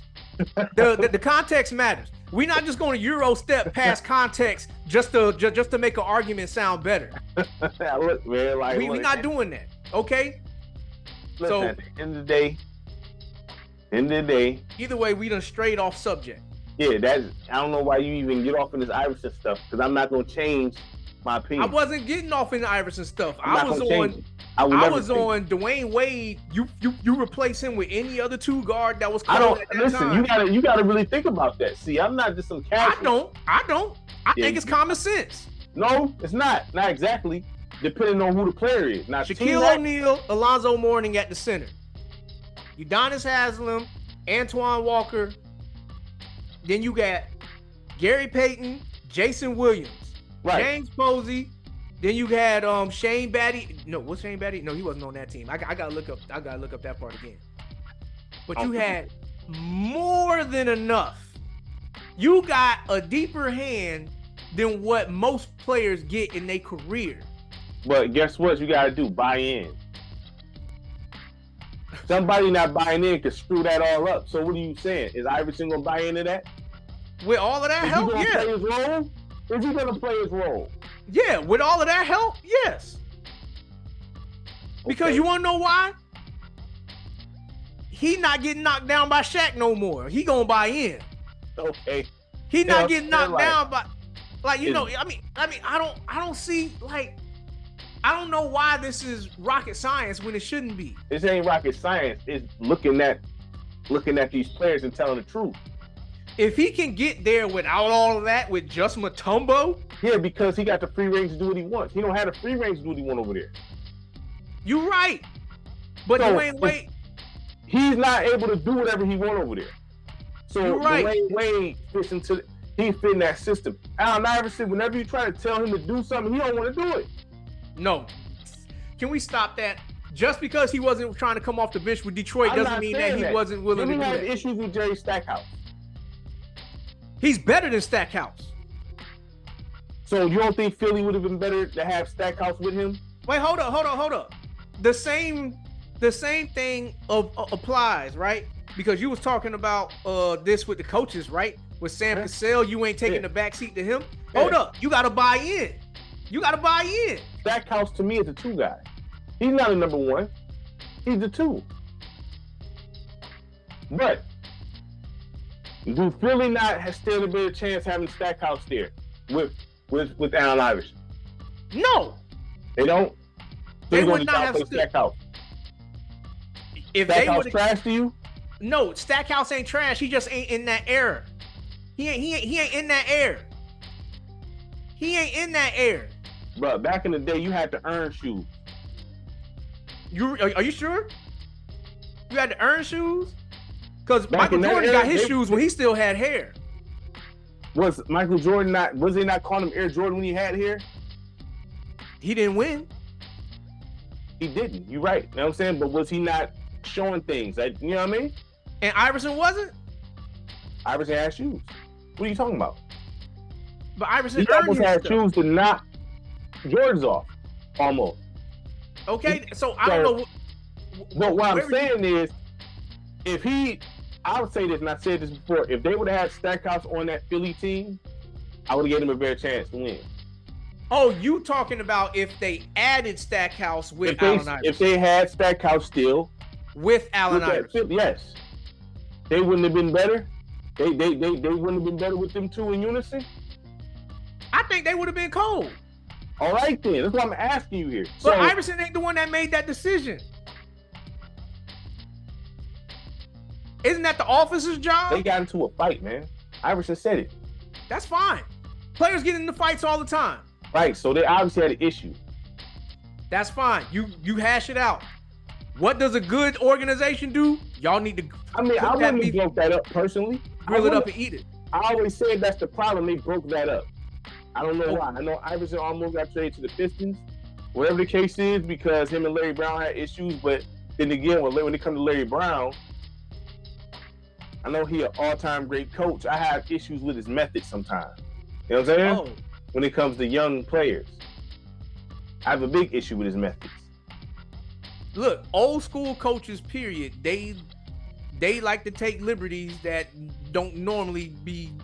Because when it came to that USA roster, when he did not play none of the he didn't play LeBron, Melo, or what are you doing? What are you doing? Like, you know what I'm saying? So I can see why Philly had some issues. It could have been Brown, Larry Brown. Like, Larry Brown is not some innocent person in this situation, I don't think. I'm not saying that. You know what I'm saying? I don't think anybody is innocent. Anyway. But they should have kept Stackhouse on that team. That's fine. Yeah, y'all grill it up and eat it. Y'all grill it. Look, kind of like how you said, growing up, and you and your boys, look, somebody get a little bit too out of line, y'all put the gloves on, y'all go settle it. Yeah. Yeah. And then y'all come back here and y'all exist as brothers. Right. Yeah, pretty much. So it's like, but at the end of the day, for what you were saying with Miami, in order to get put on a team like that with all them veterans, you can't do what you want to do. You're right. You don't have the free range to do. So how will Allen Iverson play in a situation where he can't take all them shots? He already a bad field goal shoot. He shoots a bad percentage. So only because he's the only one shooting. But is he a good shooter? Only because he's the only one shooting. He is a good shooter. He is a good shooter. You mean to tell me you willing to leave Allen Iverson all wide open out there alone and not guard him? I wouldn't leave any NBA player wide open alone. I'll leave Draymond. I'm not saying. Listen, you said any. That applies to everybody. I'll leave Shaq wide open. Listen. Honestly, I'll leave Anthony Davis wide open out there. I would. I would. At the end of the day, I'll leave Zion wide open. Go ahead, shoot, player. Yeah, yeah, I get it. I got you. Shoot it. Yeah, all right. You know what I'm saying? I think it's gonna clink off of this side of the rim. I got you. But at the end of the day, everybody is not gonna be able to go into that Pat Riley system and succeed. You're right. You gotta be built with certain stuff to deal with that. You know what I mean? Well, so not even just that, because there's a whole lot of players that's built with certain stuff. And there is a lot of players that do have those kind of attitudes that you're talking about. But you know what to make them straighten up, or at least deal with it and do the best to make it work, is when they surrounded with a lot of things that they can see themselves winning with. Right. So once again, any two guard that was cold, a cold two guard. I'm not saying any two guard. Hold on. Wait a second. Timeout on the play. Didn't Carmelo play on that loaded team, and Carmelo and Iverson play on that loaded team with Denver? Once again, being the number one guy, the main guy. Loaded. They was loaded. Yeah, Melo was the number one guy. That was his team. That's his fault why that didn't work out. Don't Allen Iverson got higher prestige? He shouldn't have in Denver. Melo was the guy. And Melo was Melo. This is always going to go to the head of the snake. Who was the head of that snake? George Karl. True that from a coaching standpoint, but from a player standpoint, who's the number one guy on that team that's going to take the brunt of the blame if they lose? Just like on the Heat, when Bron went there and they lost, who took the blame? They didn't put it on Dwayne Wade's shoulders. They didn't put it on Chris Bosh's shoulders. They put that straight on LeBron's shoulders. Listen, man. So the same principle should apply. That's Melo's team. Yes, Iverson was there. At that time, he was a number two guy. At that time, he was a number two guy, and they were being coached by a snake based on what the players say. I mean, look, it is what it is. But let's go back to this Redick thing, because we veered way off. Yeah. Redick, if I really don't think, you know what I'm saying, Brian should come back there. I'm not saying retire. You do what you want to do. Do what you want. I'm not one to get on here and say retire. But if you retire, I don't think, only people that be mad about that is the NBA because of money. You know what I'm saying? Whatever the case is. But then again, maybe not. I partially feel like they ready for him to go. Really? I partially feel like they ready for him to go. They ain't ready to move. So they talk about this dude a lot in the media still. Right. They talk about him a whole lot. You know what I'm saying? Just because he's still there and he's broken records. You know what I mean? So, you know, would you do that trade, right? That what I was saying. Would you do because since they got Giddy over there, if you Chicago, would you do that trade since they got Giddy? Would you get rid of DeRozan and Levine for Anthony Davis since you got Giddy over there now? I would definitely entertain it because, I mean, I don't know if it's an upgrade. I think you just lateral. Yeah, it's a lateral movement to get Anthony Davis instead of them. I do think Giddy makes them better just because he's a ball handler with a distributor mindset to a degree that can help you out a little bit. Because, I mean, look, given the NBA being what it is, Kobe White is looking like he's a legitimate two guy for now. Kobe I know White? you. Yes. He had a good year this year. He had a really good year this year. Now, look here, man. He's a role player. I hear what you're saying. He's 100% role player. I know he was talking about, I came out in Trevor John him. No, you're not, Ja. Nowhere near. You're a role player. I hear what Kobe White is a legitimate role player. Maybe in the leagues in the past, yes, but in this league, he could probably be a 2. You got to start looking at things in the context of this league and stop looking at it in the sense of in that era, blah, blah, blah. We're not in that era. I didn't say that. I never said that. I said. But your mind is saying it. Your mind is saying it. Your facial expressions. I've never mentioned that in the era. I said this dude is a role player. That's all I said. That only applies. So you really think this? You will have him a number 2 on your team, Kobe White? He wouldn't be a number 2 on my team. Okay, then. But in this league, he can get away with that. In this league, he can get away with that. Kobe White not cold like that, in my opinion. I'm gonna be honest. That's fine. I look at him and I don't see elite at all. Like this dude, he get hot here and there. You know what I'm saying? Like there's a lot of guys that fit that description. That he's one of them. That have good years. I'll tell you this. If Zach LaVine can do it, why can't he? Because what's elite about Zach LaVine? Outside his hops. He's better than Kobe White. At what? I'll tell you that. You know what I'm saying? At He's what? a basketball player than him. At what? Let me see. Kobe White, he a 1, right? Mm-hmm. Or he's listed as 1 at least. But he plays so 2. He can run an offense, so I give him that edge. Zach LaVine can't run an offense. Okay. He can somewhat, I'm gonna say somewhat run an offense because there he still can't.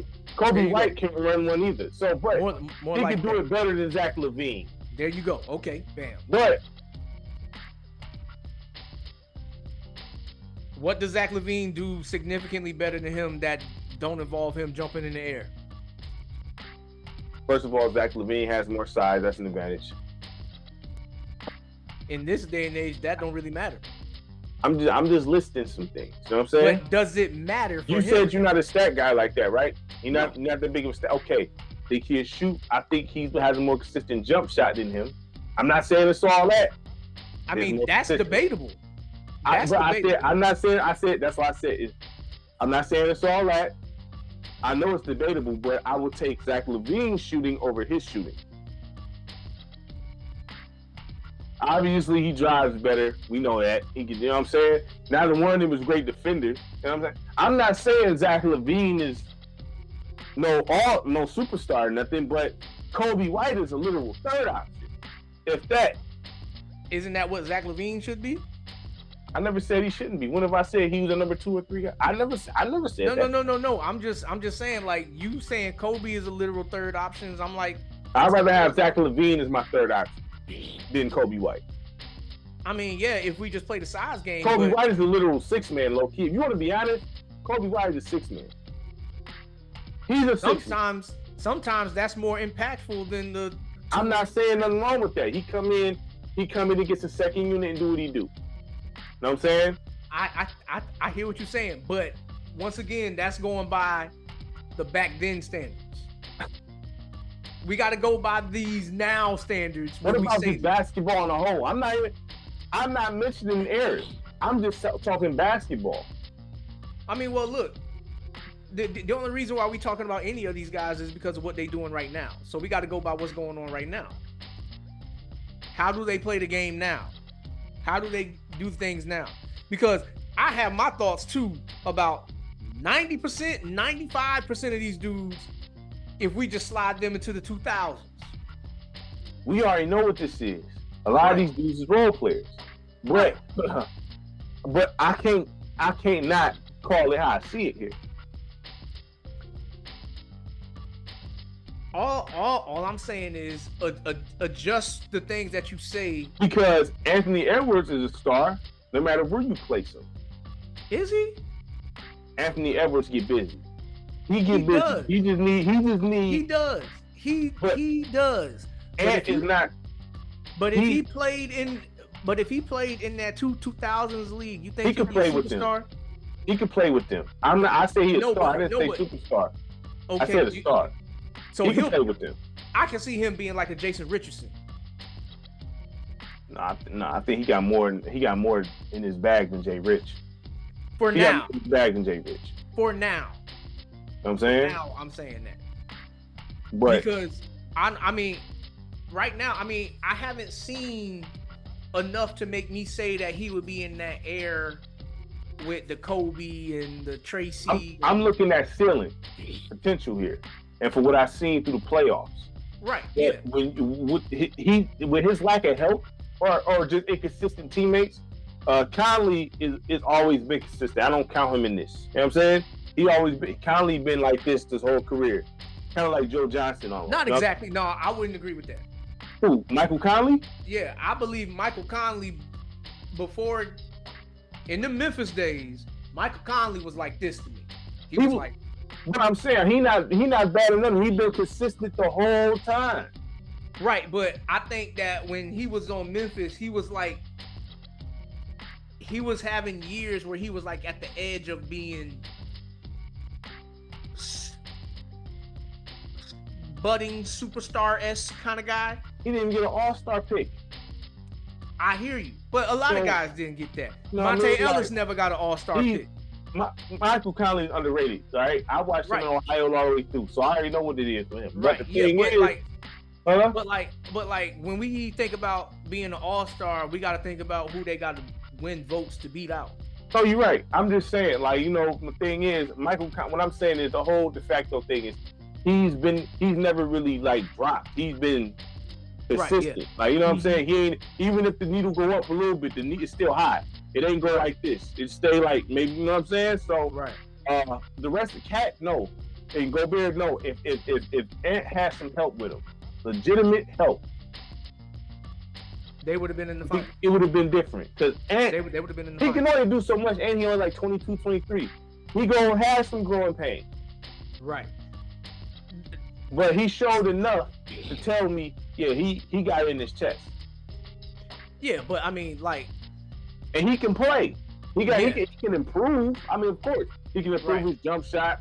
He can make better decisions. All that good stuff. You know what I'm saying? But from what I've seen now, he could play. Right. I think Ja could play with them guys back in the day. That I'm not sure about neither. Why? Because his style of play.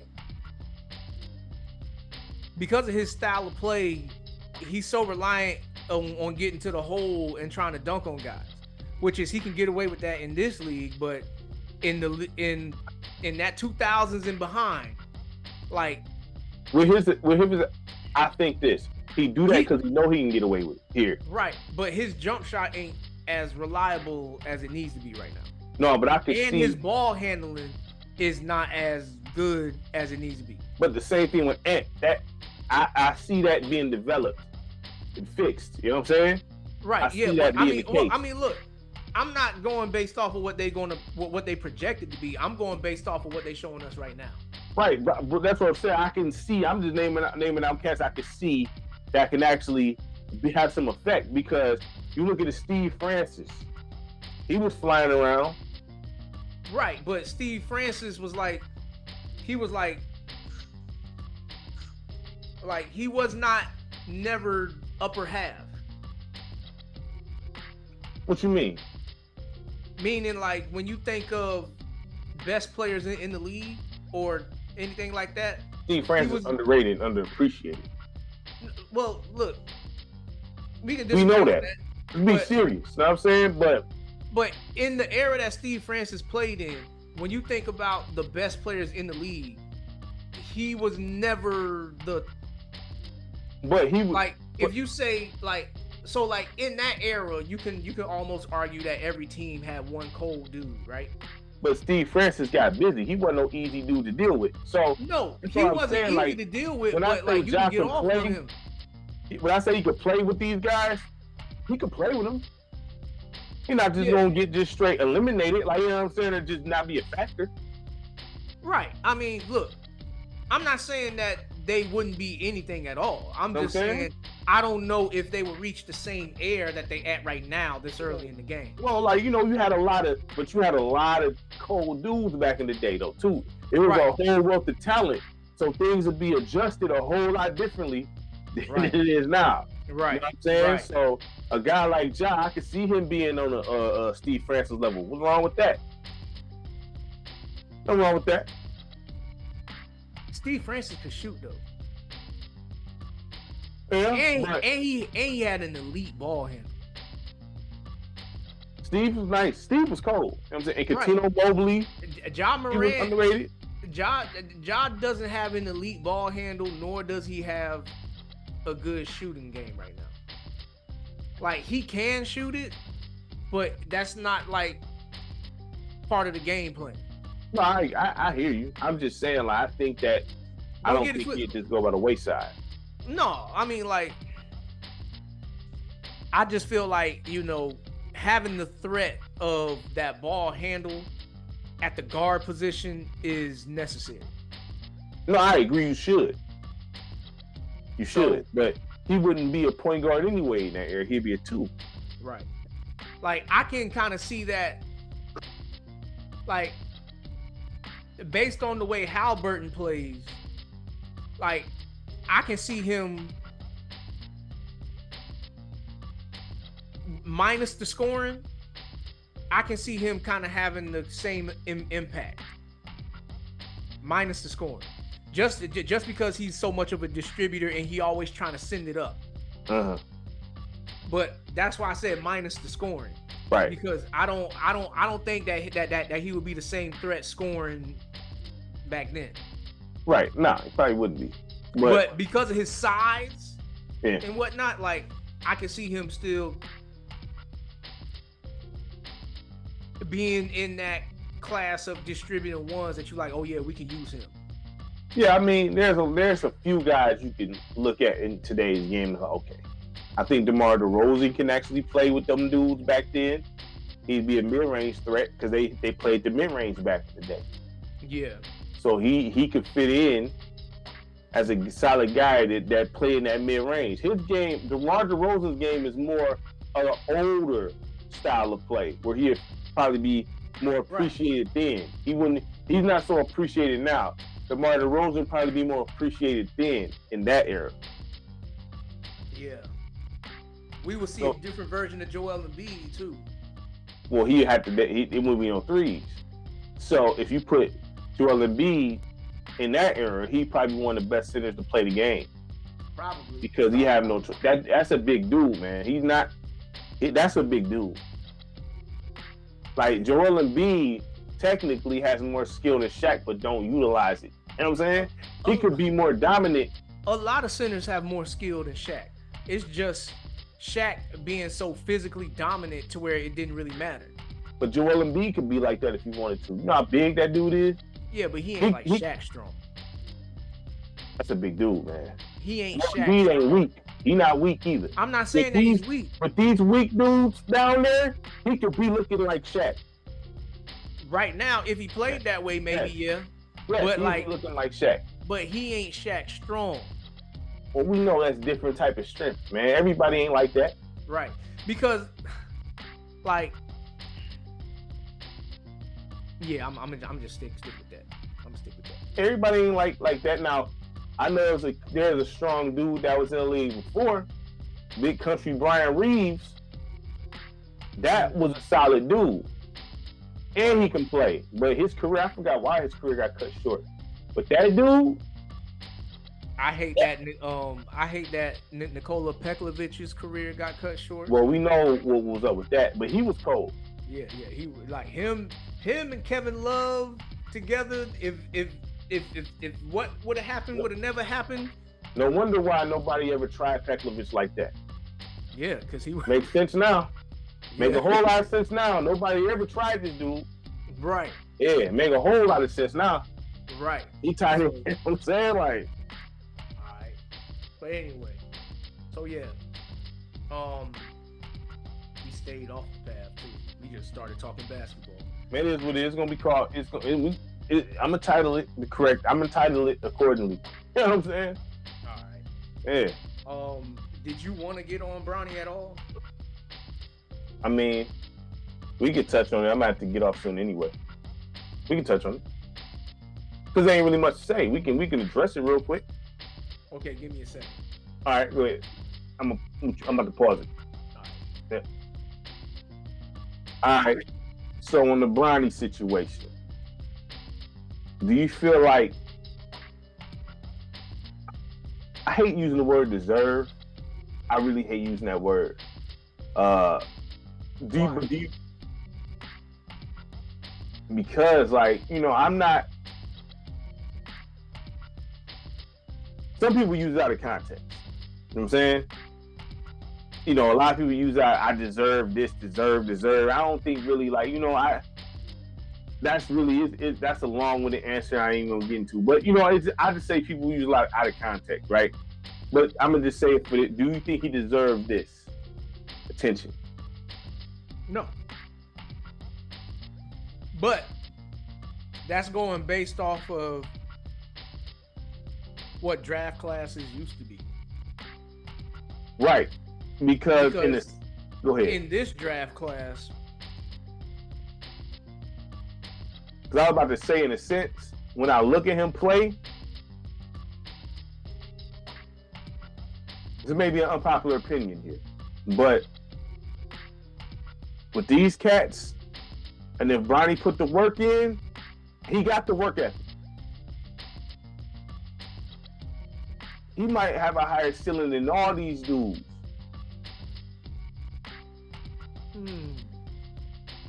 As far as being the quality NBA player for the long run. And I'm talking due to work ethic and just longevity. I ain't talking about being a star. I'm talking about just being a key rotational piece on the roster consistently for years to come. He could be that. I mean, there's a chance, because one thing about Bronny is that I think he's gonna work hard. Well, let's put, I think people, I don't really, the whole LeBron pulling strings and all this. Look, this is the thing. Most parents would do what he's doing. Right. So when people say this stuff, most parents will be doing this. Mm-hmm. Most parents view their child as special, and most parents will be trying to do whatever they can to put their child in certain positions. So I don't hold this against him at all. But Bronny has the right people in his corner too.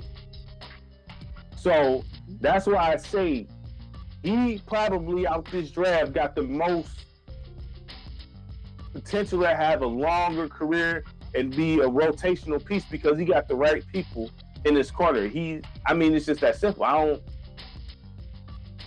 The only thing that I see that will slow Bronny down, or could hinder Bronny at all, is if the lifestyle starts to get in the way. And I'm not saying that I see any signs of that being the case, but Bronny's now going to have his own name to a degree. He's going to be more recognizable now than he's ever been. So now, how is he going to react to that? How is he going to react to it? I don't think the comparison to his father's stuff, I don't think that bothers him. No, I think that with his dad being in the picture, I think that helps him. Can't take that. Can't disregard that. I think that helps him. I think if he started veering, because LeBron seems like the type that'll, hey, this is not, you shouldn't, you know what I'm saying? Like, you don't, because you always gonna be a parent, no matter what. That depends too, because is Bron gonna let him kind of make his own mistakes? All right, let me say this. So let's put Josh. Let's say you LeBron, Josh, and your son is in this position, but you see him veering off, knowing what it can do. But I'm quite sure. I know you're not just gonna let him just. Oh no, I'm gonna try. You know what I'm saying? Like, you know what I mean? I'm gonna try. Yeah. But at the end of the day, he's his own grown man now. That's true, but you still it's your son. I'm gonna try. Do your parents ever just stop being a parent to you? I mean, I don't think that depends on the parent. But you know what I'm saying? I'm talking about majority. Like, you know, my mom still, you know what I'm saying? Right. You know, right. Parents, I mean, they say, oh, you grown, do what you want, but I don't think that's you know what I'm saying? Still going, so I don't see LeBron just. No, I mean, he ain't going to off. Yeah. I think that Bron is going to, you know, continue to provide him with all the resources. Right. So I'm saying, so if he got at that point, if Bronny don't become a success, it's his fault, because he got the advantages most people don't have when it comes to basketball. You got everything that you need to become successful. Honestly, he can be successful as he want to be. Put the work in, because let's be honest, you got second round guys who became stars in this game. You never thought they would become that. Never thought that. They scout report was wrong and everything. You know what I'm saying? So it can happen. Bronny can. You don't know. Bronny can end up being. We just talked about Steve Francis. If he put the work in and handle his business and lock all the way in, you know what I'm saying? Ain't no telling what he can become in this league if he does that. I think I heard Paul George say that he can be a Drew Holiday. I don't know if his defense is there. I think I said that too. Only reason why I think I say that. Now, the reason why I say that is because I look at his size. I know he ain't really tall like that, but Bronny is the stocky, and he's only gonna get more stocky. You know what I'm saying? I don't know. Like, I mean, this day and age, dudes don't be like and hit the weight room and see. No, he hitting the weight room. That dude, like, he done got big within a year. You know what I'm saying? And if you look at Donovan Mitchell's size, I can see him be getting that size, Donovan Mitchell. You know what I'm saying? And Bronny already looks strong as is. I'm not saying he looked the strongest, but he don't look weak. So a couple years. Wouldn't it be fair to say that he would be more Eric Bledsoe? I didn't have a problem with Eric Bledsoe. I liked Eric Bledsoe personally. You know what I'm saying? A guy like Eric Bledsoe just had to be put on a good team. You know what I'm saying? He wasn't the guy that you just, like I said, he's a good rotational player. You know what I'm saying? But Eric Bledsoe is not no guy you rely on to get you to win a bucket or none of that stuff. He just played his role. You know what I'm saying? And I think I wouldn't mind that comparison to Eric Bledsoe. Eric Bledsoe wasn't trash. No. I'm saying I just think that's more on par with what he can be. But the only reason why Drew Holiday ain't Eric Bledsoe is because of his defense. I don't think he's like offensively more gifted than Eric Bledsoe. He better shoot it. And Bledsoe drives better, evens himself out. You know what I'm saying? I mean, the scale goes here. You know what I'm saying? And what tips the scale is his defense. When they call him Bledsoe Baby LeBron at one point? Yeah, they called him Baby Bron. Right. So, I mean, you have to be called that for a reason. You know what I'm saying? So, I mean, right. I can see, I don't mind those comparisons. I don't mind it. But it's all about what Bronny wants to do. It's all about what Bronny, if he want to put because guess what? Once you, like you said, the lifestyle, once you get over there, it's a whole lot of distraction. I don't think people really, it's a whole lot. You got access to, it's like when you play in the game and you put the code in and then everything just opens up. You don't know, it's like, oh my God, everything is available. You know what I'm saying? I can do whatever I want. And sometimes that messes people up when they can just do whatever they want. And you just use access to all this. Some people work better in constraint or work better with, like, you know what I'm saying, order. All your orders going to have to create your own order. You know what I'm saying? So right. You got access to a court at all times. You got access to the weight room at all times. You got access to coaches at all times. But you also got access to girls at all times. You also got access to all this other stuff. So you got all the good stuff over here, all the bad stuff over here, and they equally accessible. Right. So it's really up to you what you prioritize. Right. It's like that, or his body letting him down, which is we kind of seen that. We know the speculation behind it. I don't see his body breaking down injury wise. But we know what was being speculated about that, because we know the speculations about LeBron. Mm-hmm. It is what it is. We can't run from that. You know what I'm saying? Because those speculations, if true, that mess with your heart. Everybody's body react differently to certain things that they put in it. So, and it is what it is. I mean, I'm not gonna run away from what I see in the speculations and act like they don't exist. You know what I'm saying? And it's also true that kids can sneak stuff that they believe will help them. Exactly. So listen, parents, listen, kids on this stage, I don't care who, when you that age, sometimes you feel like you know it all. Mm-hmm. And parents like, man, what you think? I don't care who, you know what I'm saying? Like, and still do what they do on the side. It is what it is. You know what I'm saying? So, I mean, that's just human nature. It's what it is. You know, and human nature is a lot of times sons challenge their father. It is what it is. So I can see him doing that. I could see that being the case where he being hard-headed in a certain sense, not listening and all that. So, and probably sneaking certain things he shouldn't, or because somebody, you know, one of his homies like, yo, you know what I'm saying? Try this. This might work. You know what I mean? Like, I think Bron beat his kids. Who? Bron beat his kids. Like, what you mean, whoopings or? I mean, I think every parent does that. Well, this day and age, probably. Exactly. Because we seen players get, you know, remember that situation with Adrian Peterson? I was about to say that. That was typical me growing up. So I'm like, exactly. Oh, so this is he disciplined this kid for acting up. Mm-hmm. You know what I'm saying? Literally acting up. The kid was out of pocket for a report I heard, and he just did what, I mean, that was normal growing up. And when I grew up, I mean, I'm just being real.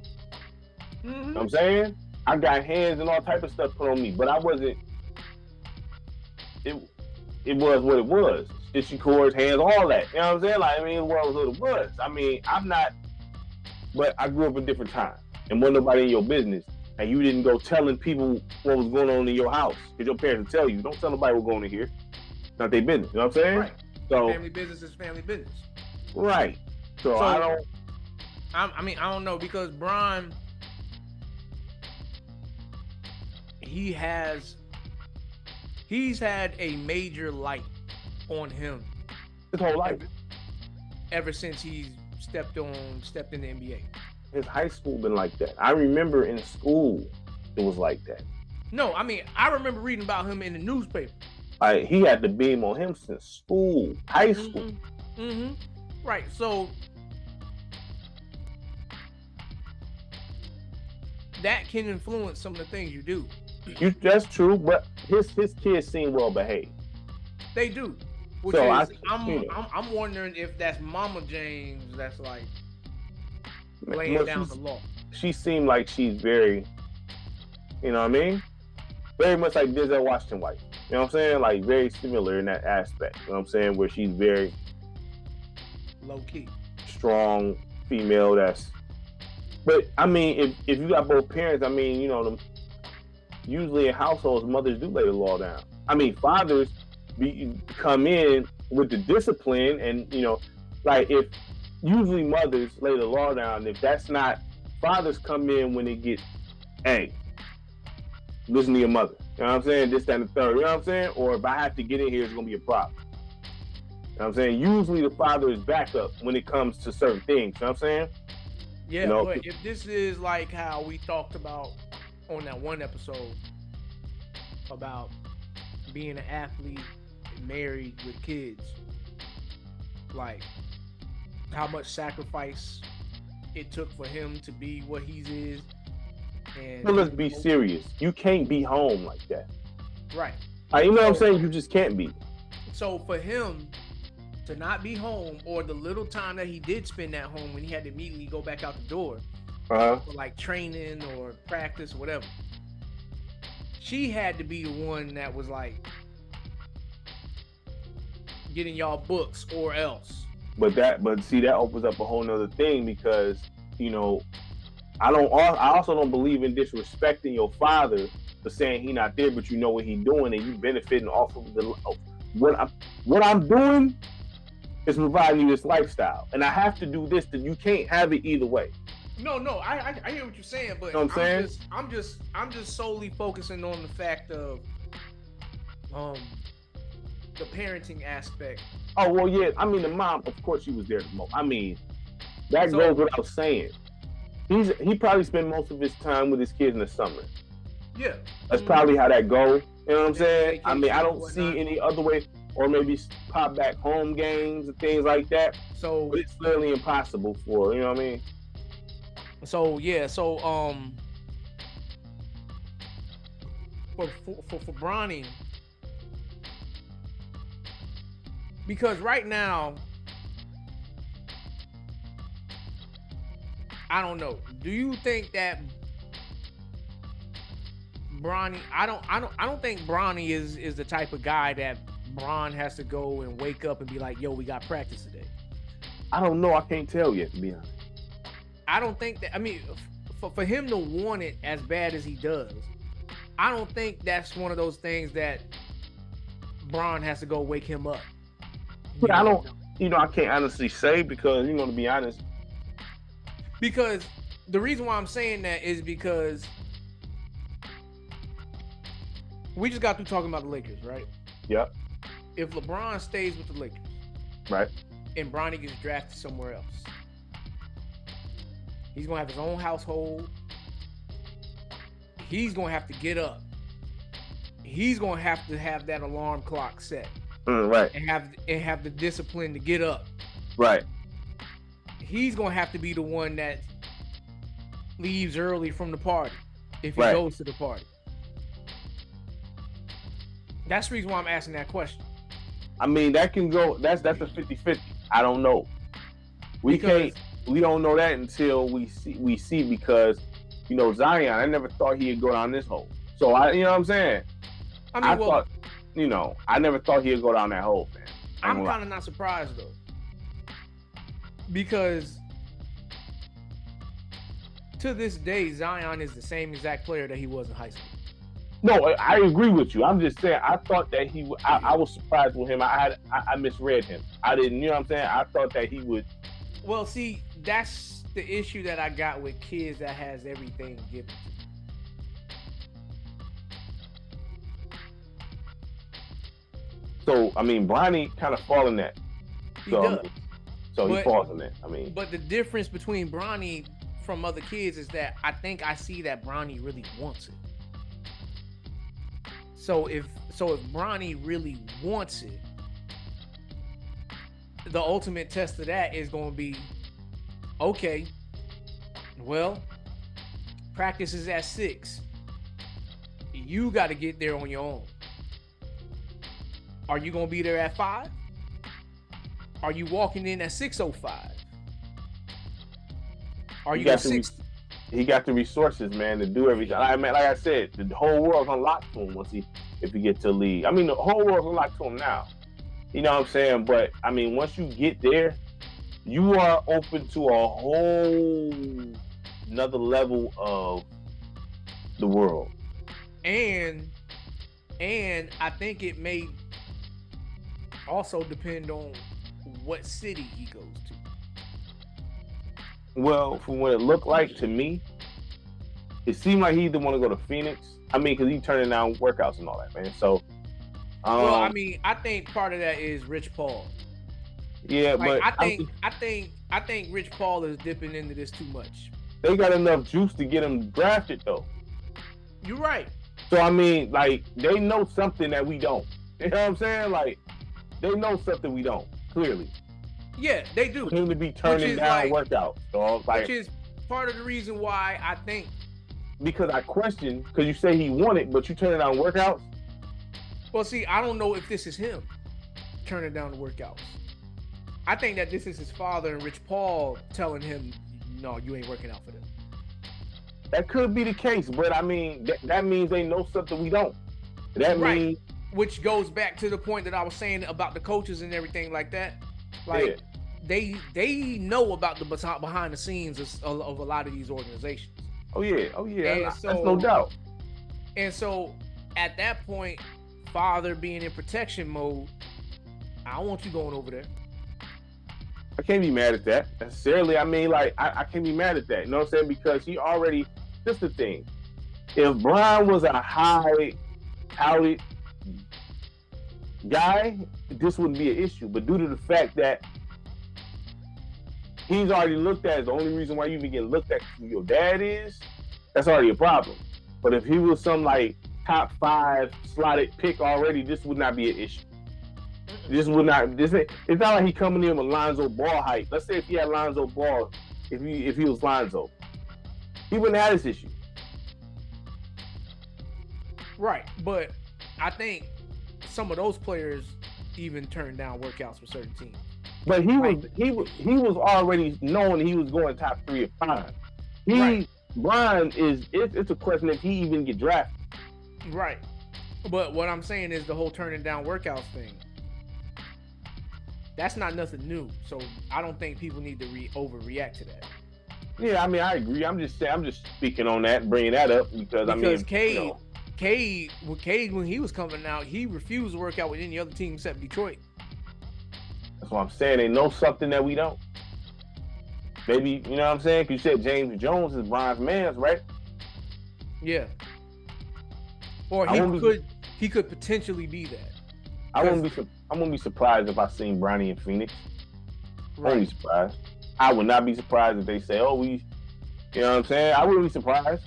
Now, you know who I got a feeling that Bron is like heavy on not him going over there? Where? Cleveland. Makes sense. Because all the stuff that he dealt with over there. That makes sense, but he dealt with some other stuff though. Well, that outside of Dan Gilbert, you know what I'm saying? Yeah, outside of that, you know what I mean? I'm just saying, like, Bron knows everything there is to know about that organization. But like you said, you know, at some point, man, you gotta leave the nest, and you got to do your thing. Right. So you know, LeBron can't keep. Once LeBron retire, you think that's going to stop this? Very soon, huh? You think that's going to stop it? I don't think that's going to stop a little bit. You know what I'm saying? Like, it's going to, he not like a little bit, dog. Unless LeBron like goes into chill dad mode, which is personally, I don't see him going into chill dad mode. Like, as long as his kids is playing ball, like he going to be like, cause that's how much he loves the game. Like, he watches game film. No, I agree while having friends over, like, you know what I'm saying? I agree, but what I'm saying is, you know, I don't know if he's necessarily gonna be able to keep him in the league though. You can't tell folks what to do with their roster. You know what I'm saying? No, but I don't think that he would have to fight to keep Bronny in the league. Would you be surprised if he had to go overseas for a couple years?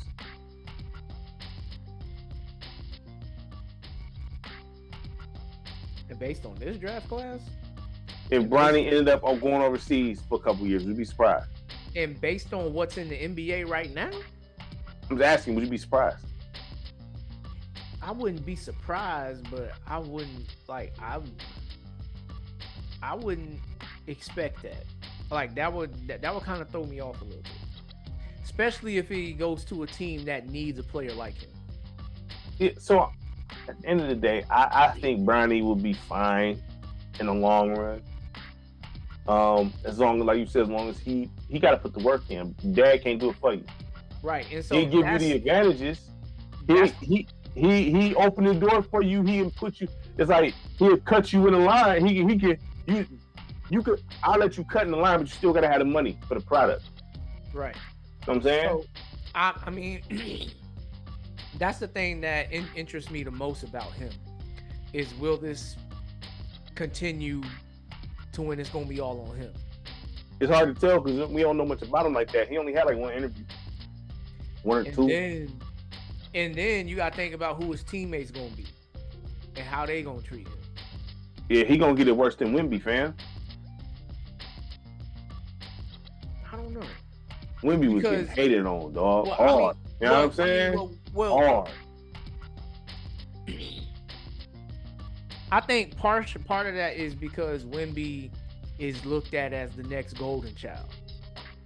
And he's looked at as the next freak of the league, face of the league, so they want him to get the ball. To be honest, I don't feel that way. I don't think his career gonna last that long because he's too tall and long. And all it takes is a hairline fracture like y'all. Those tall dudes always have issues with their feet. That's the only reason why I'm not saying, I'm not all in on Wemby like that because he's abnormally big and tall, and those dudes never last long, ever. Right. You know what I'm saying? Well, there ain't one guy. The difference between him and a lot of those other dudes, like he seems like he maintains his flexibility, which doing really like all. Not saying that he still won't deal with that. That don't stop hairline fractures in your feet. Right, but I'm just saying like he seems to have an understanding that he needs to get stronger. Oh, he's gonna definitely fill out. I don't know if he'll get Giannis size. I think the ideal size for him would be Giannis, because Giannis was skinny in the mud when he came in. If he's able to pull that off, I've never seen usually with guys a frame like him, they either big, fat wise, or just big. Never lean and like Giannis got the perfect type of frame for a dude that size, right? He's not super big, but he's not small either. And I think if Wemby developed that, man, he already is a problem. But yeah, that. When you got 3 dudes on the fast break and neither one of them is. Yeah. Well, I mean, you know what I'm saying? But I mean, Bronny will be fine. I don't think he's gonna be in the NBA. I'd be surprised if he's not. Yeah. I'm interested to see what team he actually goes to. And Rich Paul being like, if they ain't gonna come with a real offer, what do you mean by a real offer? What do you mean? Like, if they ain't offering $50 million, get out of here. For who? Bronny? I'm just saying. Bro, he's not getting that. No rookie come in getting that. Right. So I don't know, like, what does he mean when he says like a real deal? Probably a guaranteed couple years, at least 2. That's all you can give a rookie anyway. So I don't know. Like, I just hope that he stays healthy, and I hope that he maintains this same persona, at least, of being a hard worker, wanting it really bad, and then everything else should take care of itself. Yeah, I think he'll be fine at the end of the day. I think he'll be all right. So that'll conclude this episode. We got a nice long one. You know what I'm saying? So the next episode, I think we should do that kind of review of this past season. Yeah, we can do that. When you want to hit that. And well, I mean, we gotta just do like minimal research to a degree, but like reviewing this past season, who were the breakout players, who were the disappointing players. Not necessarily disappointing that they were terrible, but they just didn't give us what we was expecting. Mm-hmm. And then also, who do we think can be the next breakout players, or who are the players that we are expecting to take the next step? That'd be good. Yeah, we could definitely do that. So I guess we'll just figure out when we'll do that. Well, what I was going to do is I was going to look at every team's roster and like look at what happened this year with them and be like, okay, who's the guys? Yeah, that's what I'm saying. We'll go through, figure it all out. You know what I'm saying? We probably can get together and watch footage at the same time too. Right. Because I can mirror everything. So we can go back and look at certain games, actually watch them. So I mean, that's not the issue. Share the content. Can I rap real quick? Can I rap? On the path to being the best power in the airwaves, jingling the way we break it down the game. Wide body on the highway, we not in one lane, no nonsense. Logic with every topic. The talk too real, the party we not invited. Want the truth? F&S subscribe to it. The death shows, just play and ride to it. The voice is more important than the image. Feel every word spoken, no need for camera tricks. We on the grind, freeze corner with Jay sideline. DBP next in line. Though gotta feel he didn't know when you're fired. We in it for the long haul, the fatigue's off. We don't get tired. Nah, we don't get tired. Make sure y'all like and subscribe. F&S Network, we here to stay.